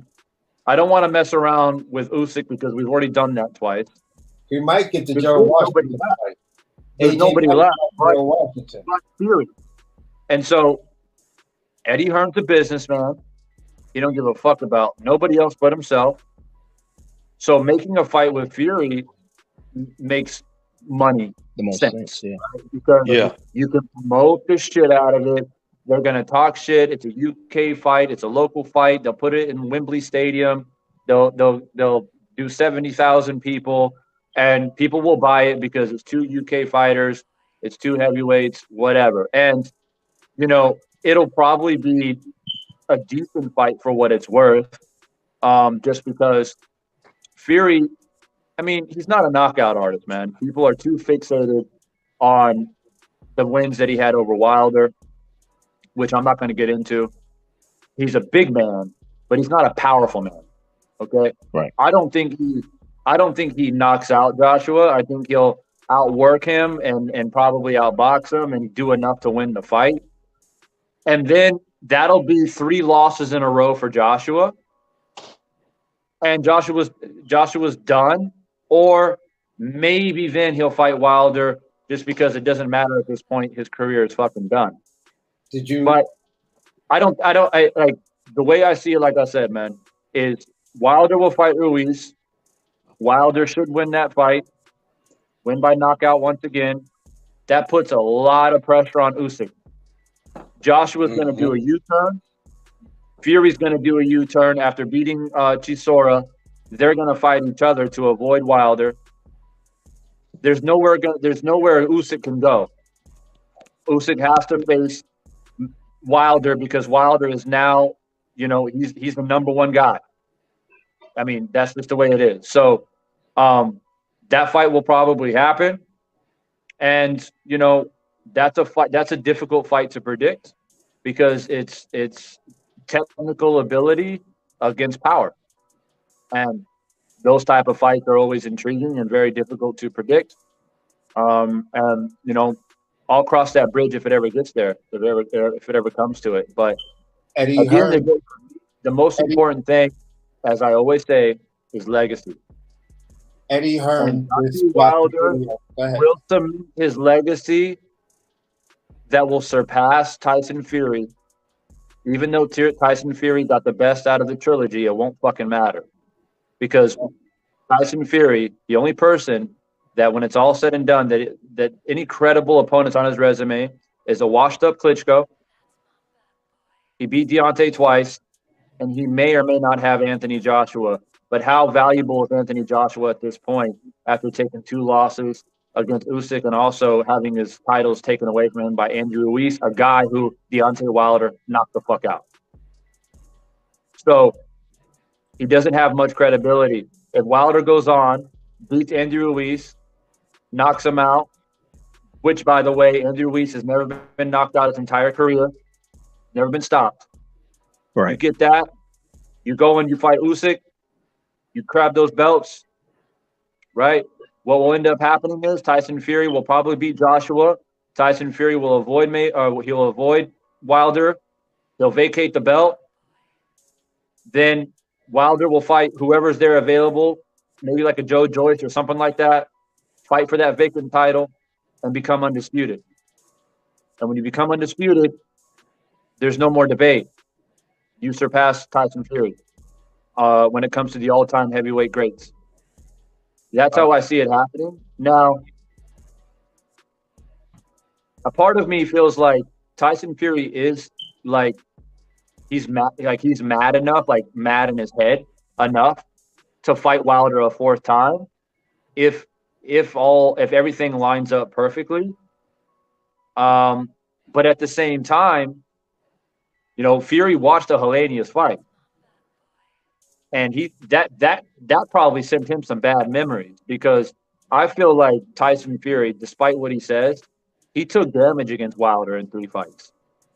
Yes, he did. How could you not? You're knocked down 4 fucking times. That's why he fought Dillian White, and now he's fighting Chisora. Neither one of them are real punches direct to Tyson Fury. Tyson Fury is also he's a lot of things, but he's not a stupid man. Okay, he is well aware that Deontay Wilder is far more dangerous at 215 pounds than what he was at 240 when he fought him in the 2nd and 3rd fight, especially the 3rd fight. He knows this because he fought Wilder in the 1st fight when Wilder was at that weight, and Wilder was a lot to deal with, and Wilder knocked him down twice in that 1st fight and nearly knocked him out. 3 times, but one was called not a knockdown. Right. So Fury is he's a student of the game, and he knows damn good and well that Wilder is far more dangerous. That's why Fury, leading up to the 3rd fight, when everybody was talking about how Wilder was gaining weight, he was doing all this bench pressing, and he's going to go up, and Fury didn't bat an eyelash. He wasn't worried about it because he knew Wilder is far more dangerous at a lighter weight. He actually wanted Wilder to be heavier because he knew Wilder would be slower and he would gas out. Lactic acid in a puncher's muscle. What happened. So now with Wilder obviously rejuvenated, refurbished, back to where he was successful at a lighter weight, where obviously, he knocked out Helenius with a punch that Helenius didn't even fucking see coming because it's not only powerful but explosive and fast, right? And so Fury watched that fight, And he's like, damn, like he's way more agile. He's way more dangerous. Fighting a 215-pound Deontay Wilder is far more of a problem than having to deal with him at 240. Because at 240, he could literally just walk Wilder down.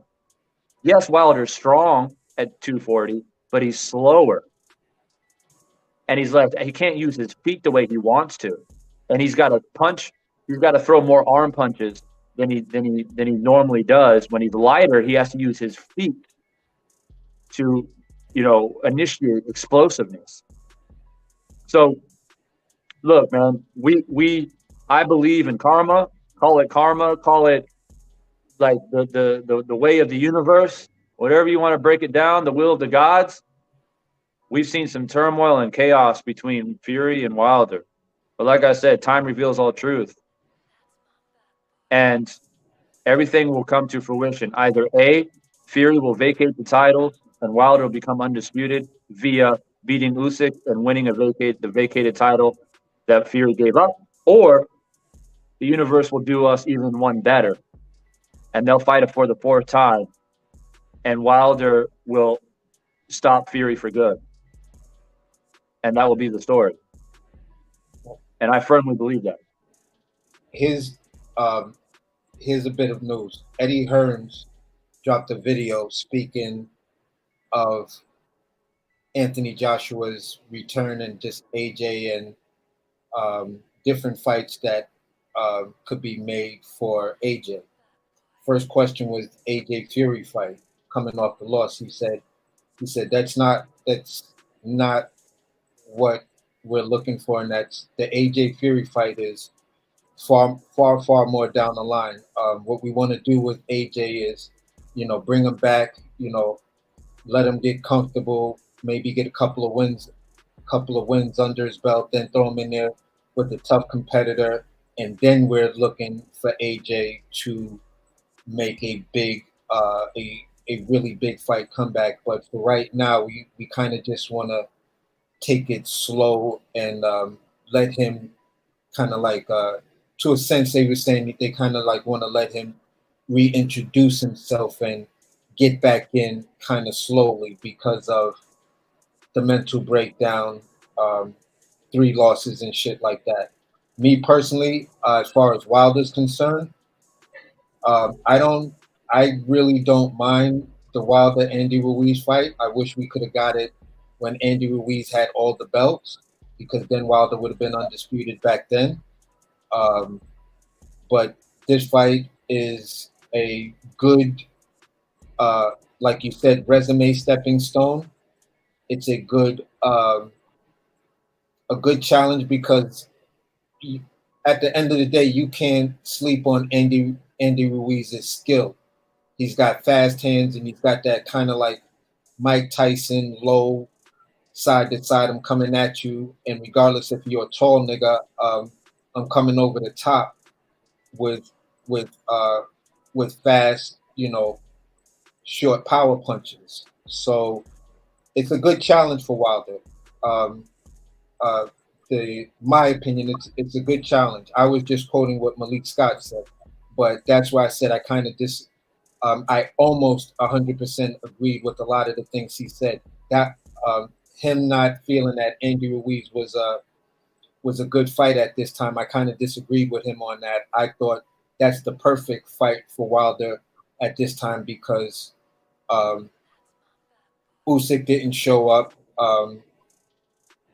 There was stuff that was saying he was busy with his fundraiser and talking to Zelensky and all of this other kind of stuff in Ukraine, so he couldn't make the fight. He did drop a couple of videos where he was speaking in his native language. I don't speak it. My YouTube wasn't translating it, so I was like, I don't know what the fuck this dude's saying. But the title was while he speaks on the Wilder fight. Me personally, I think it's like this.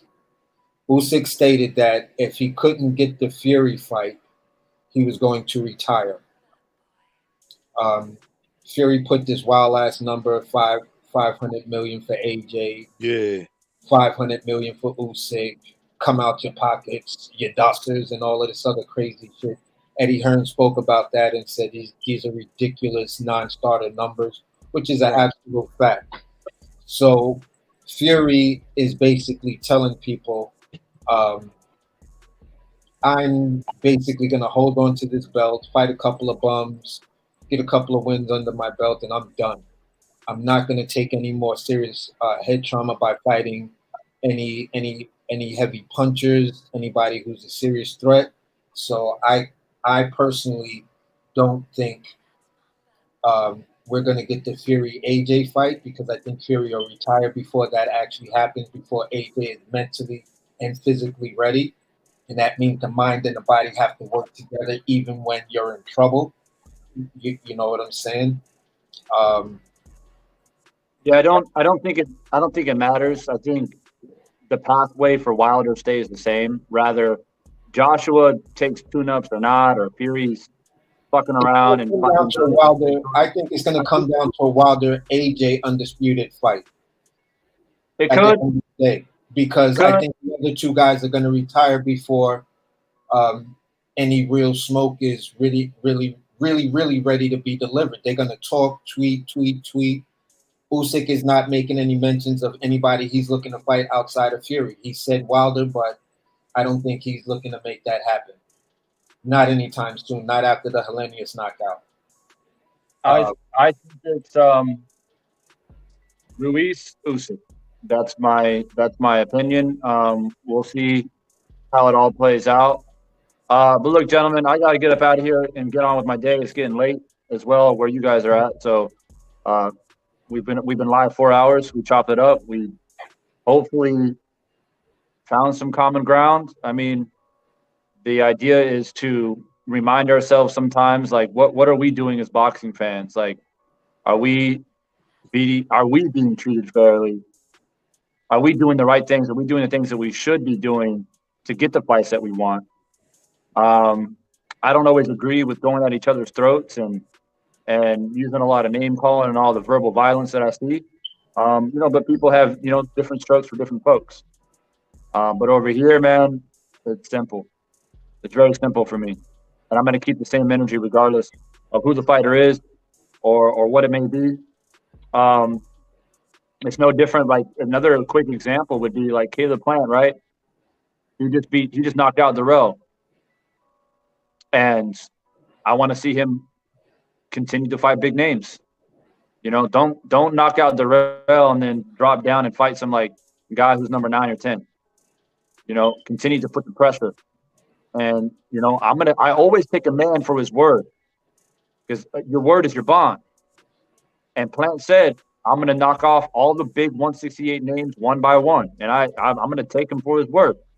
Just like Usyk said, I'm going to be at the fight. And then he wasn't there. So, you know what I mean? Like, people say a lot of shit, but as we know, actions speak louder than words. A female can tell you that they love you, they like you, I want to be with you, you're special to me. But what are they fucking doing for you? What are they actually doing for you? Sometimes you just got to take a step back, man, and ask yourself that question. Because that's what life's all about. It's not about words, it's about action. It's simple. Watch what they do, not what they say. That's my stance. But look, man, I appreciate everybody coming in. So all you dudes that stayed in here from the beginning, my man Omega, this man got some crazy endurance. This dude's been in here since the very beginning. Shout out to my man Omega, man. Much love and appreciation. I know he's drinking on that good shit right now too, because that's how he has that endurance. You get that bourbon, he be chilling. Shout out to my man Omega, man. But hey, look, man, I appreciate you guys. Thank you for all the people that hit the like button as well. So I got my thoughts out about this situation. For me, I'm going to leave it. I'm going to leave it for what it is. I'm going to have to come to terms on whether I want to talk about Crawford and his next fight. I may or may not do a prediction. I'm gonna have to marinate on it for a bit. I need to digest it a little bit, and then I'll see what I come up with. But in the meantime, there's some other big fights out there that I would like to talk about, and look forward to seeing you guys on here on the next live, man. So y'all stay up, man. Stay strong, stay positive out there. But I'm gonna get up out of here. All right, Brody. All right, bro. You too. Peace, Be bye. safe. All right, man. Good debate, fellas. Good Peace. debate.